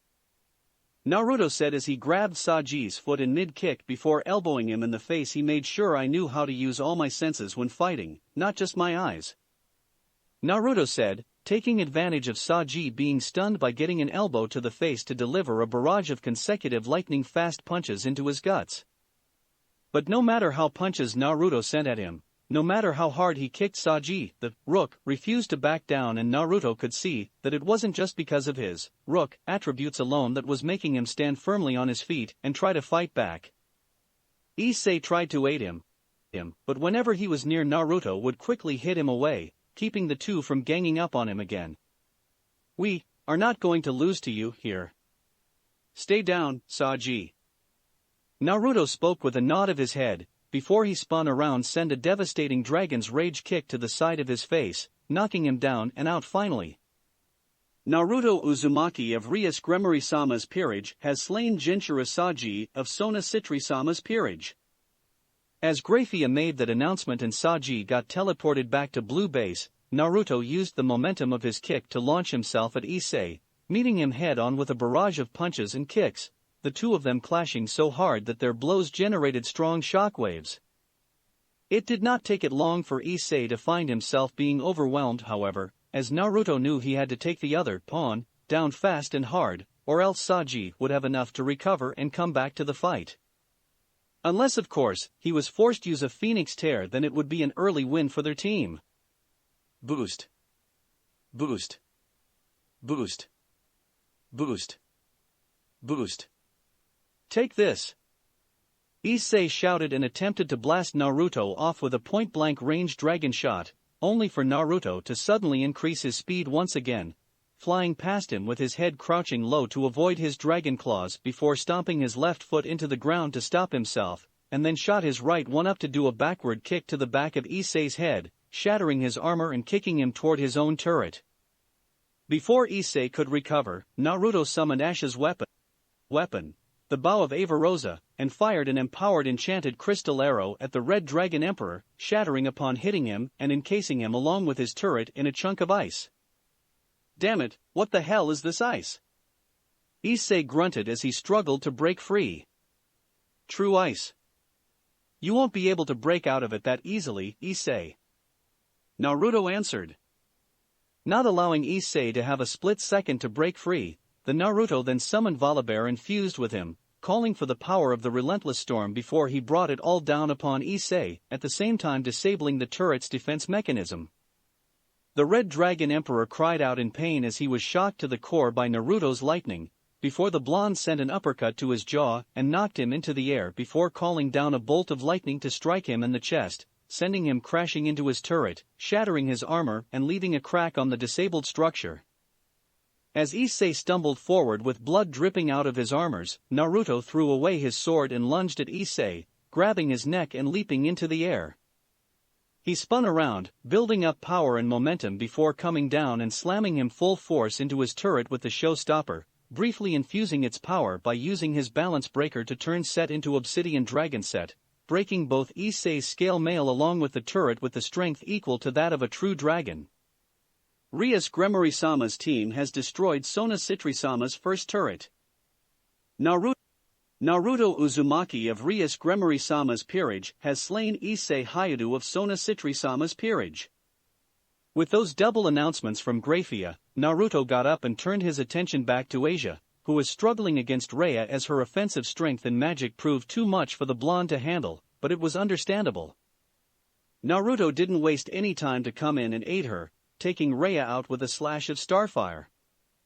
Naruto Uzumaki of Rias Gremory-sama's peerage has slain Rhea Kosaka of Sona Citri-sama's peerage. You okay, Asia?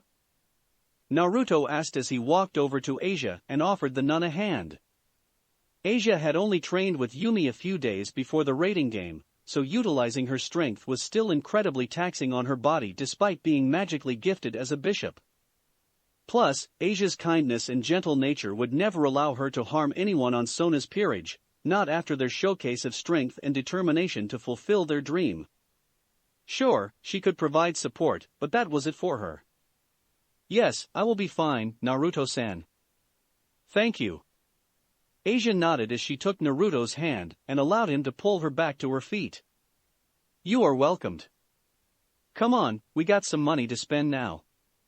Let's head back to Sona Citri-sama's queen Tsubaki Shurna has slain Zenobia and Gaspar Vladi of Rias Gremory-sama's peerage.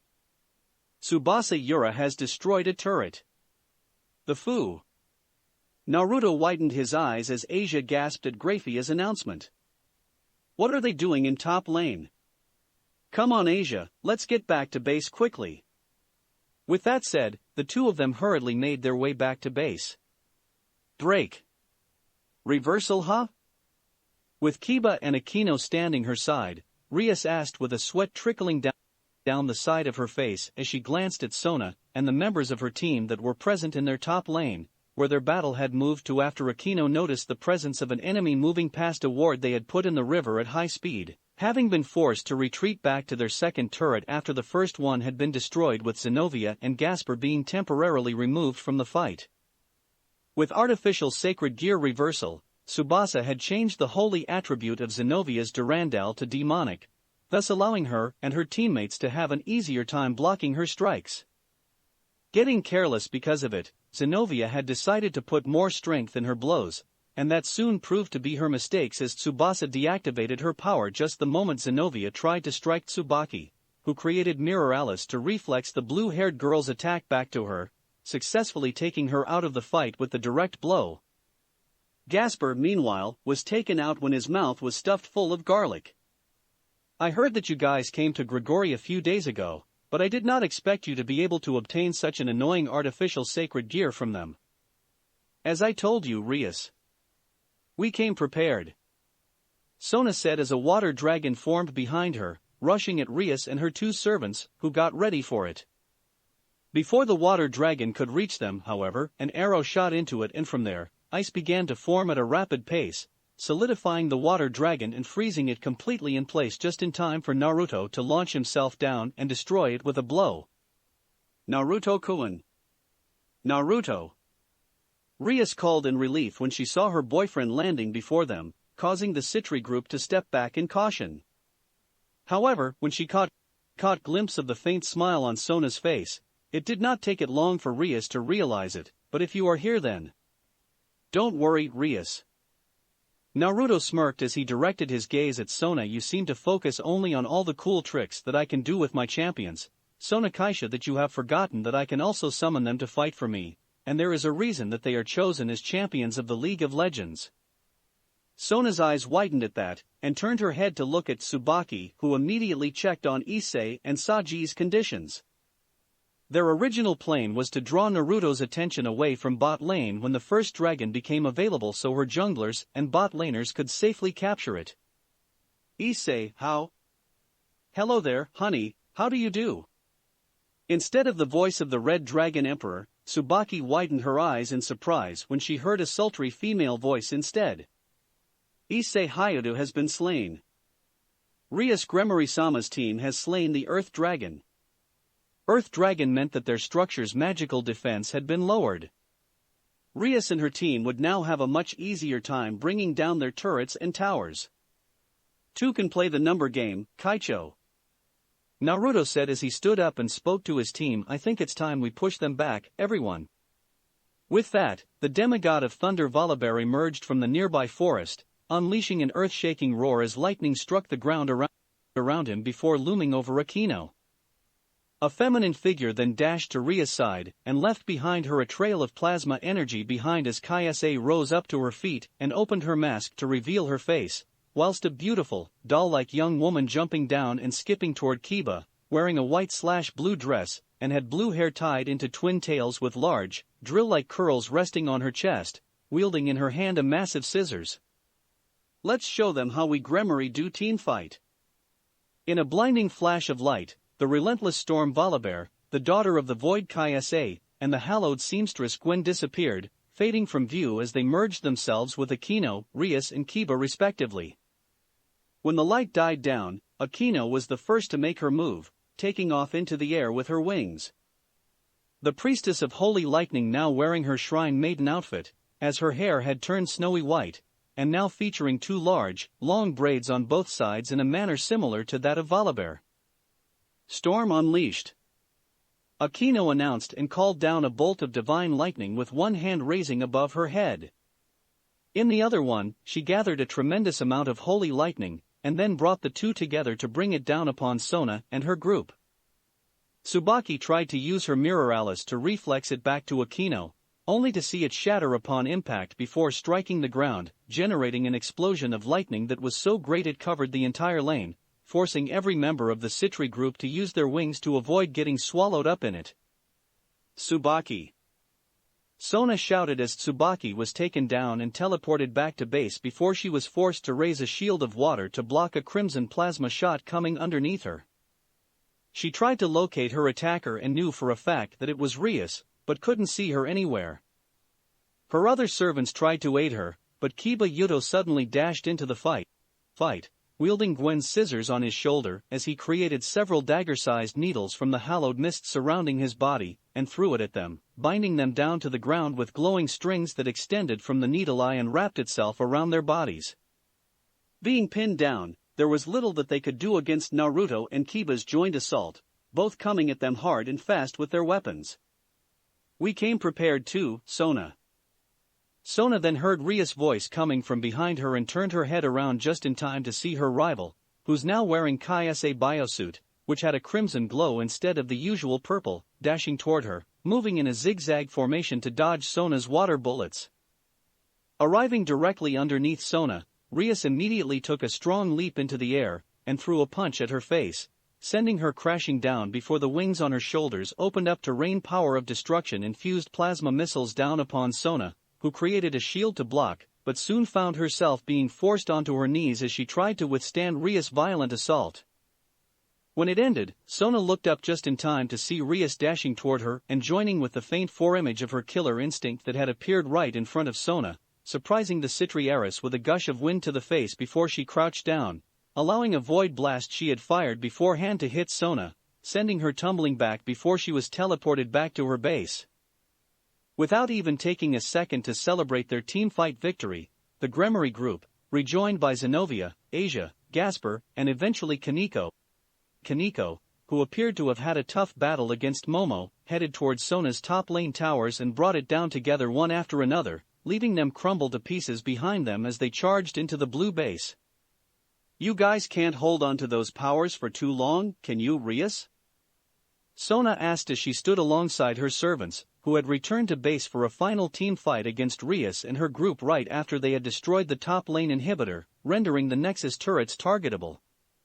The lack of injuries on her Queen's body was the proof that she had used a vial of Phoenix Tear on Tsubaki instead of herself. "You are not wrong there, Sona."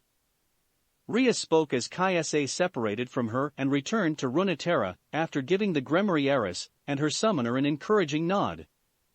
Above her head and beside her, Kiba and Aquino were also forced to separate themselves from Gwen and Volibear respectively, returning them to their normal appearance. "If we keep our fusion with Naruto's champions for too long, we will begin to drain ourselves of our power faster than we can use them.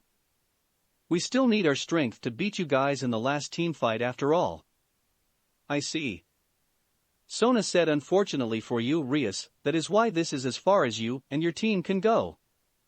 Unless of course, Naruto-kun has another secret power that he has yet to show us, but he doesn't, does he? So, you have a trump card up your sleeve too, huh?" Rias asked, expecting as much from her rival before Saji engulfed his entire body in black, purple flame, transforming himself into a large serpent-like black-colored dragon, with black tentacles around him as he roared at the Gremory heiress and her group, who stood their grounds. Vritra promotion. This is something that can only happen when all four of Vritra's sacred gears are present on a single individual. Sona announced Saji cannot control this form for too long, so we have to save it as a last resort. "We are 30 minutes into the game, Rias. If we defeat you all here, then we will have more than enough time to head straight to your base and destroy your nexus." Sona finished with a burning look in her eyes. "So let's settle it here, shall we?" "Wouldn't want it any other way, Sona," Rias said, and Naruto gave Momo one last look before the two groups charged at each other. Break. Later on that day, Naruto found himself walking down the hallway of a medical facility with a bunch of white flowers in his hand. The last team fight against Sona Citri and her peerage had been incredibly difficult, but Naruto and his friends had been the ones who emerged victorious. In the end, Sona's gamble and Saji almost would have paid off, if it hadn't been for the fact that Naruto could summon powerful warriors from another war to aid them in their battle against him and his allies. The match had been totally different than the one they had had with Riser Phoenix, with Sona showcasing her own leadership and strategical mind by using risky, but lethal tactics that aimed to push everyone to fight with everything they had. Her target had been him specifically, as she had aimed to force him to reveal his new power to her early so she could devise a plan against it. How much she respected him and his power had been what made her so scary in their match, as she seemed to have prepared for every possible type of abilities that his sacred gear could evolve into, similar to how Azazel had figured it out and given Naruto the idea of allowing his allies to wield the strength of his champions. Moreover, each and every single one of her servants had been willing to put their own life on the line in order to make her plans work. It had been their determination, their loyalty to Sona, and their willingness to lay down their life for their shared dream to be recognized and accepted that had kept them, the Gremory group, from obtaining an easy victory. Thinking about that, Naruto could only sigh before he continued his way towards his destination. "Please come in." A soft voice answered when Naruto raised his hand and knocked on the door of a room. Putting his hand on the doorknob, Naruto then opened the door and walked in to see Momo Hanakai sitting up on her hospital bed, smiling brightly when she saw that it was him. "Ah, Naruto-kun, come on in." She then looked at the bunch of flowers in his hands and asked, "Is that for me?" "Yeah, I didn't know what to get you, so I went for the ones with the same color of your hair." Naruto grinned as he handed Momo the flowers. "I hope you like it." "I do." "Thank you so much, Naruto-kun." Momo smiled at him and put the flowers down on her lap as Naruto pulled a chair over to sit next to her bed. "So how are you feeling, Momo-chan?" Naruto asked, looking at the white-haired girl in concern. "I'm feeling much better now, Naruto-kun." "Thank you for asking." Momo answered before she placed a hand on her hip, one of the places where Kaneko had struck her, but the places where Kaneko-chan hit me still hurt a lot. "She's so strong." "You are incredibly strong too, Momo-chan. Kaneko-chan told me that you almost beat her twice, and considering that she has been training by her sister, I don't think that is something anyone can scoff at." Naruto reasoned, making Momo beam at him. "You are quite amazing too, Naruto-kun. Sonakaishu and Tsubaki-senpai were right to see you as the most dangerous member of Ria-senpai's peerage." "Oh well, thanks for the compliment, Momo-chan." Naruto grinned while rubbing his nose before continuing, "But don't get used to it though. I heard that the organizers were planning to give some balancing changes to the rules to keep me from just summon an army and overwhelm my opponents with number to make it fair for everyone else in this tournament." "Really? Really?" "Yeah, don't know how they are going to do it though, but we'll see when the next match is announced." Naruto shrugged before asking, "So, have you been hearing anything about Saji and Issei?" Momo shook her head before answering her question. You don't have to worry about them, Naruto-kun. Sonakaishu came earlier and told me both Saji-kun and Issei-kun have gotten back on their feet earlier today, though it will probably take some time for them to recover." "Good to know. Those two idiots really went out of their way to try to defeat me, but I guess that make them both admirable idiots," Naruto added, making Momo smile. "Just spend some time with them, you will realize that they are both as bad as they seem." "Yeah right, I will try." Naruto couldn't help but chuckle at that. "I heard that Saji was chosen to receive the Medal of Honor to the one who left the biggest impression in the game, wasn't he?" Momo nodded her head in confirmation. "Good for him. It's amazing how he was able to turn into that giant dragon. He and Issei are both a force to be reckoned with." That was something Naruto not afraid to admit. It felt like if he didn't work and train even harder from now on, he would be left behind by them. "I will let them know you think about them that way." "Please don't." Naruto rolled his eyes as Momo hid her giggle behind a hand. "So, now that we have beaten you guys." The blonde then got uncomfortable as he raised a hand and scratched the back of his head uncomfortably before continuing. "Do you still want to go on that date that I promised you?" "I actually don't know about that one anymore, Naruto-kun. You did try to shoot me during the last team fight, after all," Momo said, tapping her bottom lip thoughtfully, making Naruto chuckle nervously before saying, "Well, I'm a bit hungry at the moment, so if you go buy me something to eat then I will reconsider it. After you put these beautiful flowers into that vase over there, of course." She finished, pointing her vase at the vase with some flowers on the drawer next to her bed. "Your wish is my command, milady." Naruto stood up, bowing her head to Momo with a playful grin before getting to work, making Momo laugh as she watched him move around the room. Chapter 37. "Ah, fuck." Rias moaned, her voice echoing along the walls of her bedroom as Naruto repeatedly slammed into her in a dominating mating press, her whole body shuddering in orgasmic pleasure. Both of their bodies were covered in sweat, as they had been going at it without stopping for hours now, but Naruto had no intention to stop fucking his girlfriend anytime soon. They both had almost a month worth of bent-up sexual frustration for each other to unleash, after all. Grhh. Grunting, Naruto wasted no time to just hilt his lurching member deep inside Rias, and let loose as his orgasm overtook him. The crimson-haired girl threw her head back and moaned when she felt her boyfriend busted yet another load in her pussy, feeling her up with his hot sticky jizz. Her tongue stuck out of her mouth as her body thrashed beneath him in the throes of the yet another mind-numbing orgasm, making her walls tightened around him, but Naruto did not let up and continued to pound into her. Feeling spent, Naruto rolled over to the side, making his somewhat softening member slip out of his girlfriend's cunt as he laid down on his back beside her, letting Rias catch her breath as she stared glassily up the ceiling, her body shuddering every now and then in orgasmic pleasure as Naruto's sperm spurted out of her fully stuffed cunt in waves. Once that the crimson heiress had somewhat regained her breathing, Rias reached out with one hand to the other side of the bed to look for her phone, only managing to find it after several seconds of searching.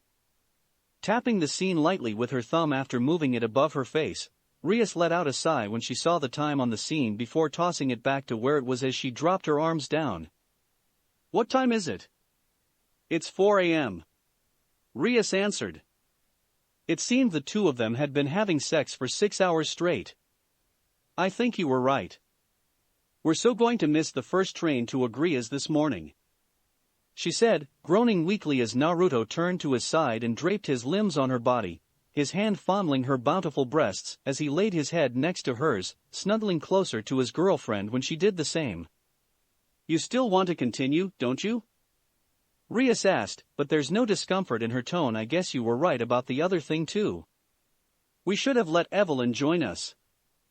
If you want to rest, I don't mind." "No, it's all right," Rias said, placing a hand on his chest and pushing him off of her before getting up and turning away from him, making his mouth water as he got an eyeful of her shapely rear, while her long crimson hair cascading down her back like a curtain teasingly hiding her body from him. "Have as much fun as you want. It's been some time since we last had some time for ourselves, after all." With that said, she bent over and put herself on her hands and knees, her tits wobbling beneath her as she stuck her ass high up in the air. A moan escaped her lips when Naruto swung his hand and slapped her booty, unable to resist the temptation before getting up and positioning himself behind her. "Now, if you want to continue, all that you have to do is just go ahead and fuck me as hard as you can," Rias told him, smiling seductively as she made her perfectly smooth and round cheeks clap and jiggle while wiggling her hips, rubbing and teasing his fully erected member when it wedged itself between them. Naruto growled deeply and did just that, exactly that, plowing into her asshole before he reached down with both hands and grabbed her elbows, using her arms to pull her back to meet his thrust as Naruto happily hammered away into Rias' insanely tight back door, getting up in a low squat with his knees spreading wide open. Rias moaned as she shuddered in pleasure and eagerly threw herself back at him, her wobbling shelf of meat bouncing and almost flattening against his crotch, while her tits bounced and swung wildly below her. The two fucked like that for several minutes, before they switched position, with Rias riding her boyfriend still with her asshole, while facing away from him, impaling herself on his cock over and over as Naruto put his hands behind his head and let her take over, enjoying the view of her side boobs bouncing and down violently with the rough movement of her body.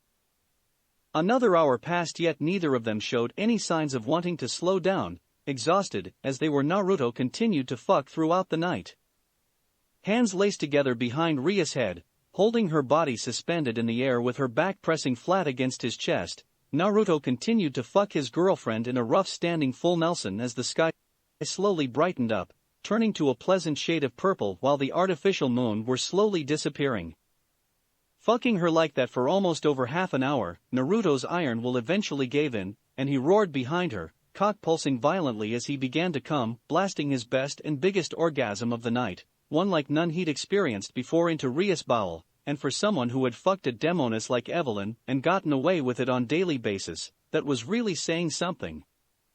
Finally, after untold minutes, Naruto finally stopped coming, his body quaking with every throb of his cock inside Rias as his mind became cloudy. Growling in exhaustion, Naruto used every last bit of strength that he left to remove an unconscious Rias from his dick, making her whimper weakly in response as a thick cream pie splattered out of her asshole, but otherwise did not react, even as he put her down and laid himself beside her, closing his eyes finally to get some rest. But not before he caught glimpse of a pair of lashers wiggling around in the air, and the smirking face of the ancient demoness Evelyn as she crawled her way onto the bed and winked at him while fondling his spent balls before lowering herself down, disappearing from his darkening vision. Drake. Rough night, Rias? Evelyn asked, smiling teasingly at the crimson-haired heiress as she stifled another yawn behind the back of her hand, making Rias blush before she gave the mischievous champion a light, but warning glare. The two of them were currently on the train making its way to Agrias with the rest of the Occult Research Club, along with Kuroka, Lofei and Ophis, the last of whom had been honorably invited by the Agars to their resort, while they were just told to bring Kuroka along with them by Sikvera. She didn't tell them the reason, but everyone had feeling that it had something to do with her case. You have been yawning all morning, Rias. You and Naruto-kun didn't get much sleep last night? Akino chimed in, smiling teasingly as she put her card down. You bet they didn't, Akino-chan. Evelyn laughed while surfing her cards.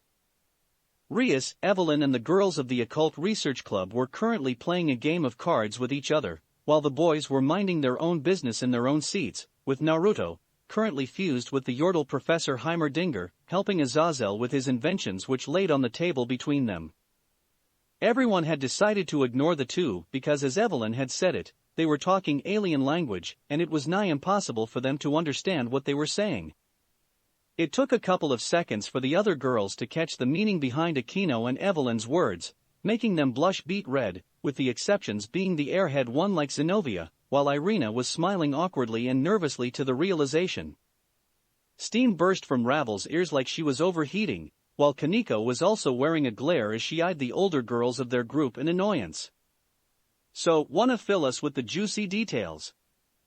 Evelyn asked, leaning toward Rias after she had played her cards. Rias didn't know how to respond to that suggestion, despite knowing for a fact that Evelyn were messing with her and literally every other girl who had romantic feeling for her boyfriend sitting around them. Rias doubted that Evelyn didn't know everything already. Fortunately for Rias, she didn't have to answer Evelyn, at least, not just yet, as Asia spoke up nervously. Please, Evelyn-san, you are making everyone uncomfortable? Evelyn interrupted, cutting Asia's off and finishing her sentence for her at the same time. The ancient demon then turned to Asia and placed both hands on the blonde's shoulders, making her flinch while looking at the older woman in surprise. TSK, no, Asia-chan, what have I been telling you? You need to tough up if you wish to compete with these girls. I mean, they might have bigger tits than you, but that doesn't mean you don't have your own charms. Asia choked, blushing up a storm as Evelyn shook her while Rias and Akino didn't know if they should feel offended or not. What I am trying to say is, you can't keep shying away from these subjects if you want to stand a chance against girls like Rias and Akino here. Do you know how hard Naruto liked to fuck his girls and... That's enough, Evelyn. Graphia spoke up sternly as she approached their table with a tray of tea and snacks, saving Asia, as she looked like she's about to faint. Graphia. If you think you can do a better job of toughening Asia up, then please, don't mind my 1500 year of collective experience. Evelyn said as she released Asia from her hold, allowing Irina and Zenobia to catch her before she could fall over and pass out in embarrassment before returning Graphia's cold glare with a soft, playful laugh. The silver-haired maid, of course, wasn't amused as she served Rias her coffee, and the other their drinks and snacks. So, did you and Naruto-kun really have sex all night, Rias? Akino. They do realize that I can hear what they are saying, right? Naruto asked, speaking in Heimdall's thick German accent while not looking up from the device he was putting together based on Azazel's design, making the governor laugh in amusement as he worked on something similar. It'll be much easier if you try not to think about it, kid. Even with the professor's brain, I doubt even you can come any closer to understanding women. Azazel grinned as Naruto finished the device he had been working on and tossed it to him, catching it in his hand before giving it an examining look. Now this is what I call impressive. Even I can't do any better than this. You can thank Professor Heimerdinger for it, Mr. Azazel, it's the professor, not me. Naruto politely said before he accepted a cup of coffee from Graphia, who walked over to them and offered it to him. Thank you, Miss Graphia. You know how weird you sound being all respectful and polite? Azazel asked as Graphia hid an amused smile behind her hand as she walked away. Not that I am complaining, but what's with the German accent? I want to see just how far my connection with a single champion can go if mentality they are much stronger than I do, so I let the professor to influence me with his personality. It appears that even my voice is affected, just as much as my personality and intelligence are, Mr. Azazel.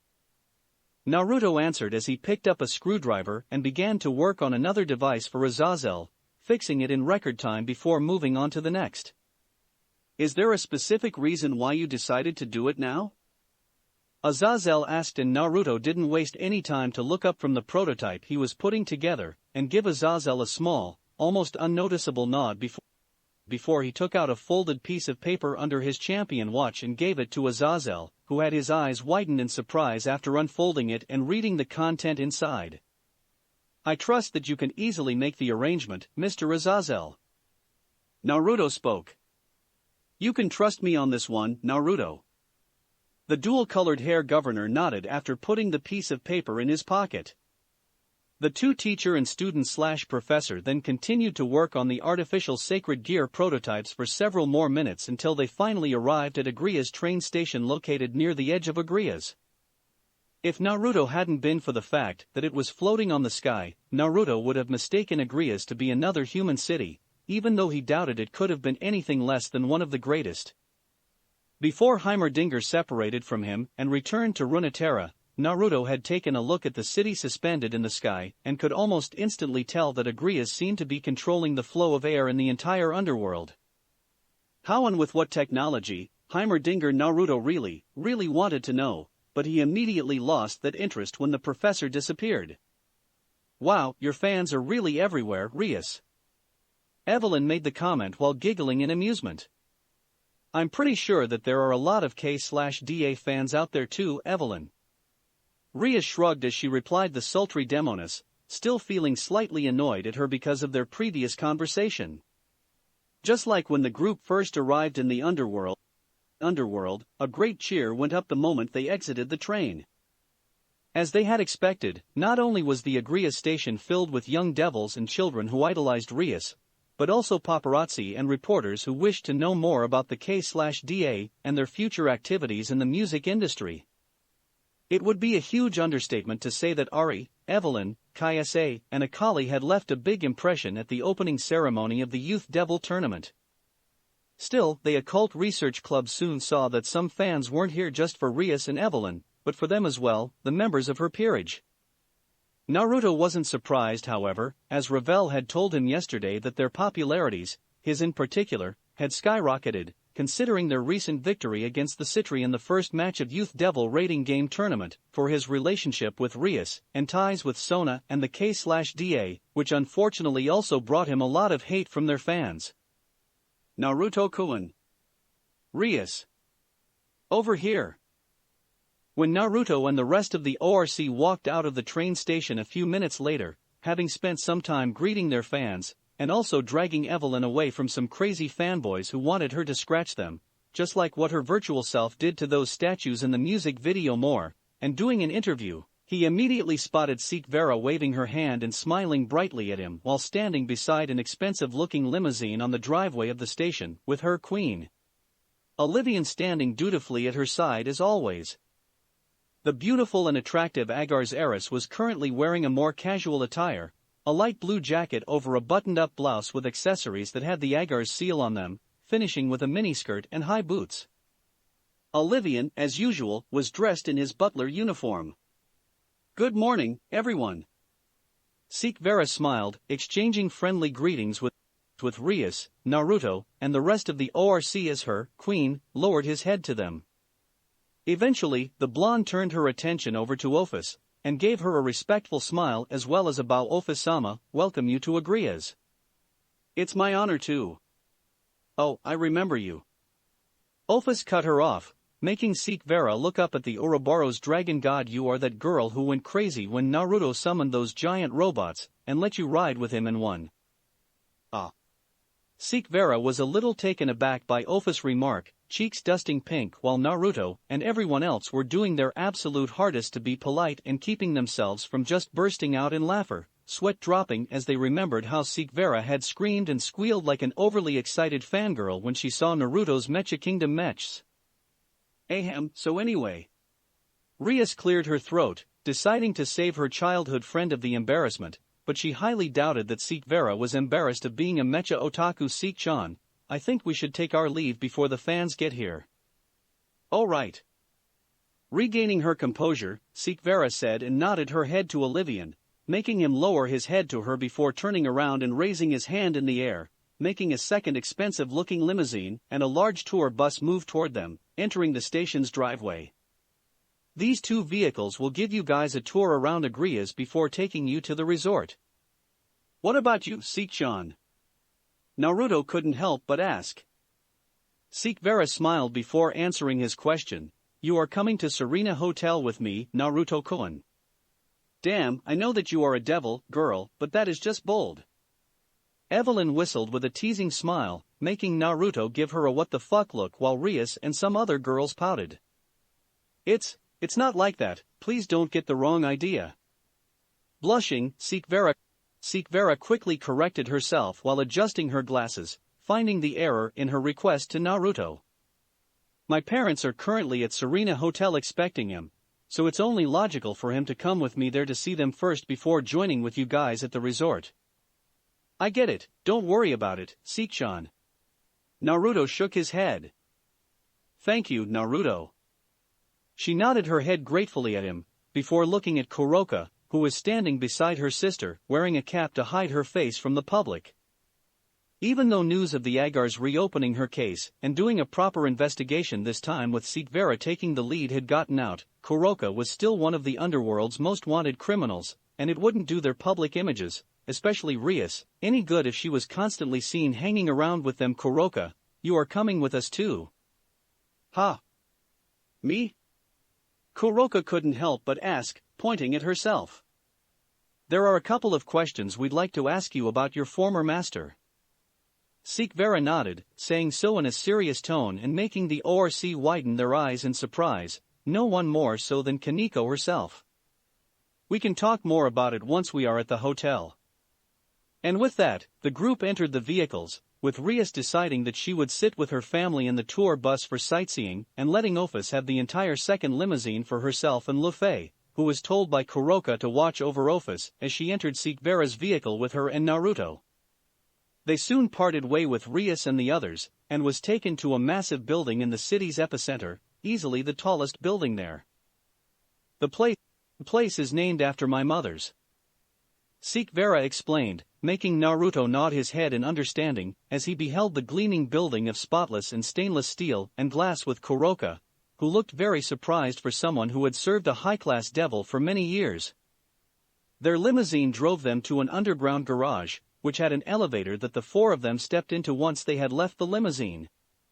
It did not take it long for the doors of the elevator to reopen, revealing an expansive hallway with soft carpet and columns line the wall at even intervals.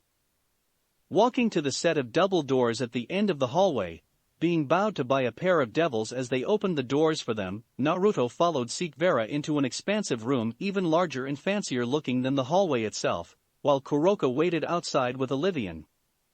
There weren't many devils inside the room at the moment, but two seemed to stand out more than the rest with their fancy robes and the elegant and noble aura about them, somewhat reminding him of Ria's parents.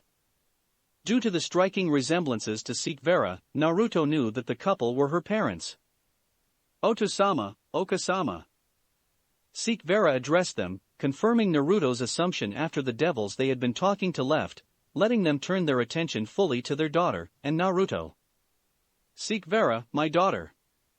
Lord Agar spoke, smiling warmly at Sikvera as she lowered her head a little to him and her mother. You finally brought the boy you couldn't stop talking about before us. Titu-sama. Dear, don't embarrass our daughter like that in front of her friend. Lady Agars told her husband in a manner that was not unlike how Velanana Gremory talked to her husband Zeoticus, but he merely laughed in response before she turned back to look at Naruto. Sikvera, dear, why don't you introduce us? Yes, Ka-sama. Sikvera said before she gestured a hand to Naruto, who took a step forward with a grin. This is Naruto Uzumaki, the pawn of Rias Gremory. It's a pleasure to meet you, sir, ma'am. Naruto smiled at them and shook Lord Agar's hand when he offered it to him, looking at Sikvera's mother and giving her a smile as she nodded her head to him and did the same thing in response. To-sama, Ka-sama. Sikvera then said, looking at her father, if you excuse me, I must return to my work on the case of the stray devil Kuroka. Very well. Lord Agar smiled at his daughter, allowing her to take her leave after exchanging a look with Naruto, before speaking to the blonde once Sikvera had left the room. So, you are the young man who can summon real-life mechs. I actually couldn't quite believe it until I saw the news of the battle with my own eyes. Sikvera really loves mecha, doesn't she?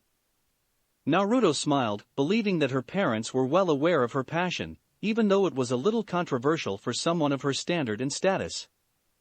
Believe it or not, it was I who told her to watch those mecha anime, and taught her how to relax with them because I was worried that her mental fortitude would be crushed by the stress of being the future Archduke.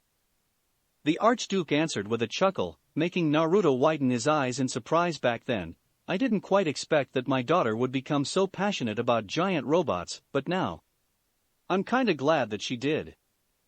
I didn't know. Naruto admitted honestly, looking at the man in a new light. Now that we are here, we can easily fix that, can't we? Lord Agar smiled as he placed a hand on his shoulder. Come on, why don't you tell us a little about yourself? We have heard many great things about you, son, but we'd love to know more about the man who made our daughter's dream come true.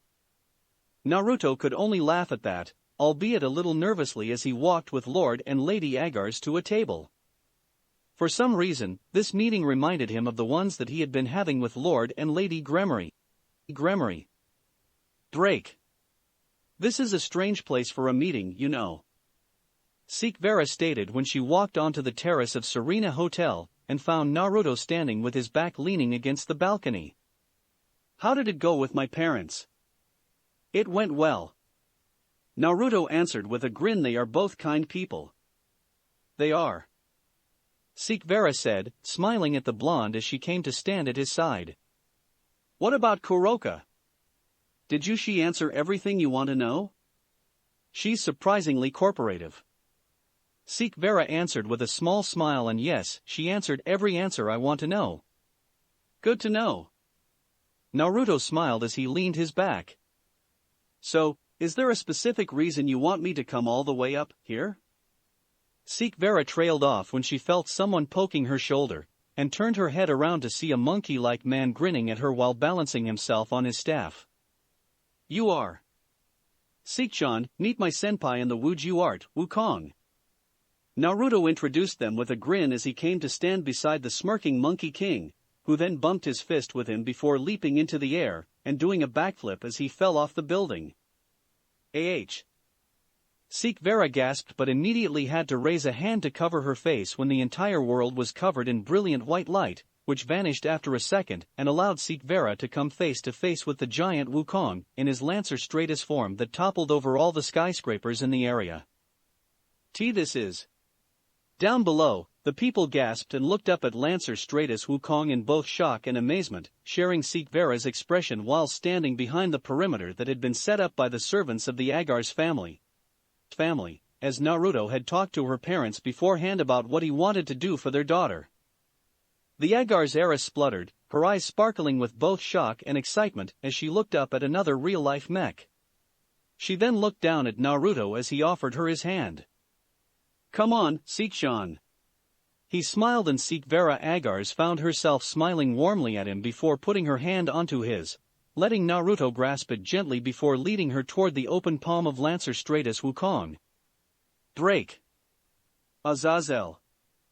Surzex Lucifer addressed the leader of his respective faction upon arriving in a large training ground with the rest of his peerage via teleportation magic circle, which had been prepared beforehand by his personal assistant, Graphia. Sup Surzex. Azazel grinned as he raised a hand to greet the crimson-haired super devil and his peerage. How's your day? Pretty good. I had a meeting with Lord Zekrom Bale earlier. It went well if you want to know. Surzex answered. Zekrom Bale was the very first head of the Bale clan, and was known to have even greater influence than even Surzex and the Yandai Mao, making him the de facto leader of the Devil faction. So, where's Naruto? Your future brother-in-law is still getting ready. You know that one wrong move from him, and the entire underworld is basically screwed. Azazel shrugged before they both saw Graphia walking toward them with Naruto trailing closely behind her with the Yordle Professor Heimerdinger. Well, there he is. Surzex-san, you're here. Naruto said, smiling brightly at his girlfriend's older brother, and one of the current 4 Mao of the underworld. Thank you for coming, everyone. Surzex smiled and gave Naruto a nod of his head as the members of his peerage took turns stepping forward to properly introduce themselves, exchanging some friendly greetings with the blonde summoner. As much as he had wanted to use this little free time that he had to get to know his future brother-in-law better, Naruto didn't want to call him here today to chit-chat. Still, there would be time for that later. Surzex-sama. Graphia greeted the crimson-haired devil with a bow before she informed them, I have finished setting up the barriers around this area. We're ready when you are. Right, let's hope that this will go smoothly. Naruto said as he glanced at Heimerdinger, who also did the same while nodding his head repeatedly at him in agreement. If this gets out of hands, you guys know what to do. Isn't that why we are all here today? Azazel asked, chuckling humorously as he patted his student on the shoulder, making the blonde roll his eyes at him in response to knock the senses back into you if you lose control. How many of them are there? A couple dozen. Naruto answered with a shrug. You sure that you don't want us to just step in and help you right from the get-go? Beowulf, one of the 2 pawns of Surzex, asked with his arms muscular crossing on his chest. Naruto shook his head before answering, no. I have to do this myself, if I want to prove to them that I am worthy to wield their strengths, or have them fought at my sides. I can respect that. Beowulf grinned, nodding his head to the blonde. Surzex-san. I know this might be too much to ask. He turned over to Surzex and requested him with a nervous smile, but can you not tell Rias about what we will be doing here today? I don't want her to get worried. As long as you promise me that our powers are not needed.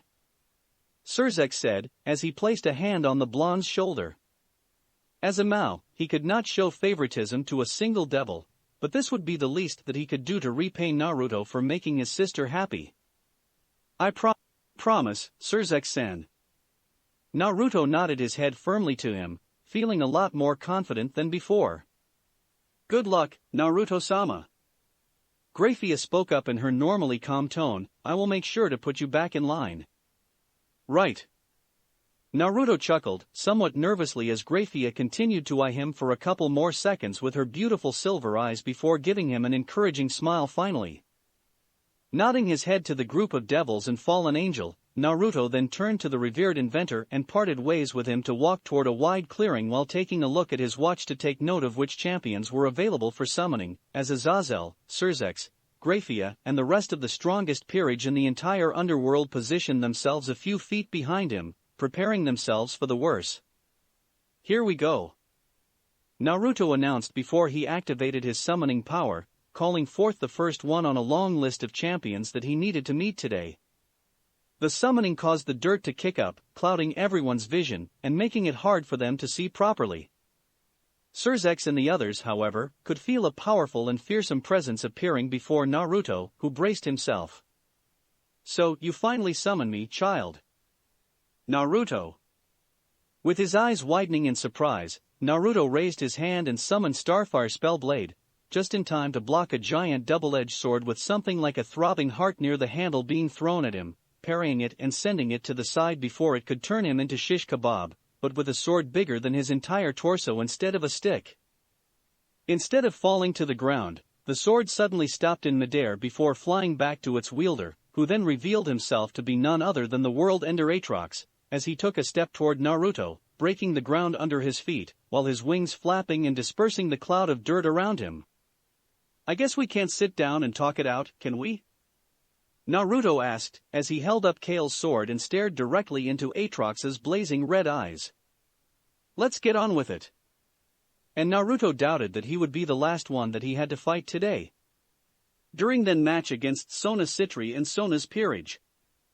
When he faced off against Issei Hyodo and Saji Genshiro, the two reincarnated devils, Naruto himself had viewed them as nothing more than their pervert nature. The blonde had come to a realization. If he wasn't willing to put his own life on the line for the sake of getting stronger, then he would be left behind by everyone else. It's time for him to change that. It's time he had his first meetings with the evil champions. That's it for this reading. Hit like and subscribe for a free ticket pass going to the different worlds of anime fanfictions. Looking forward to having you on board again.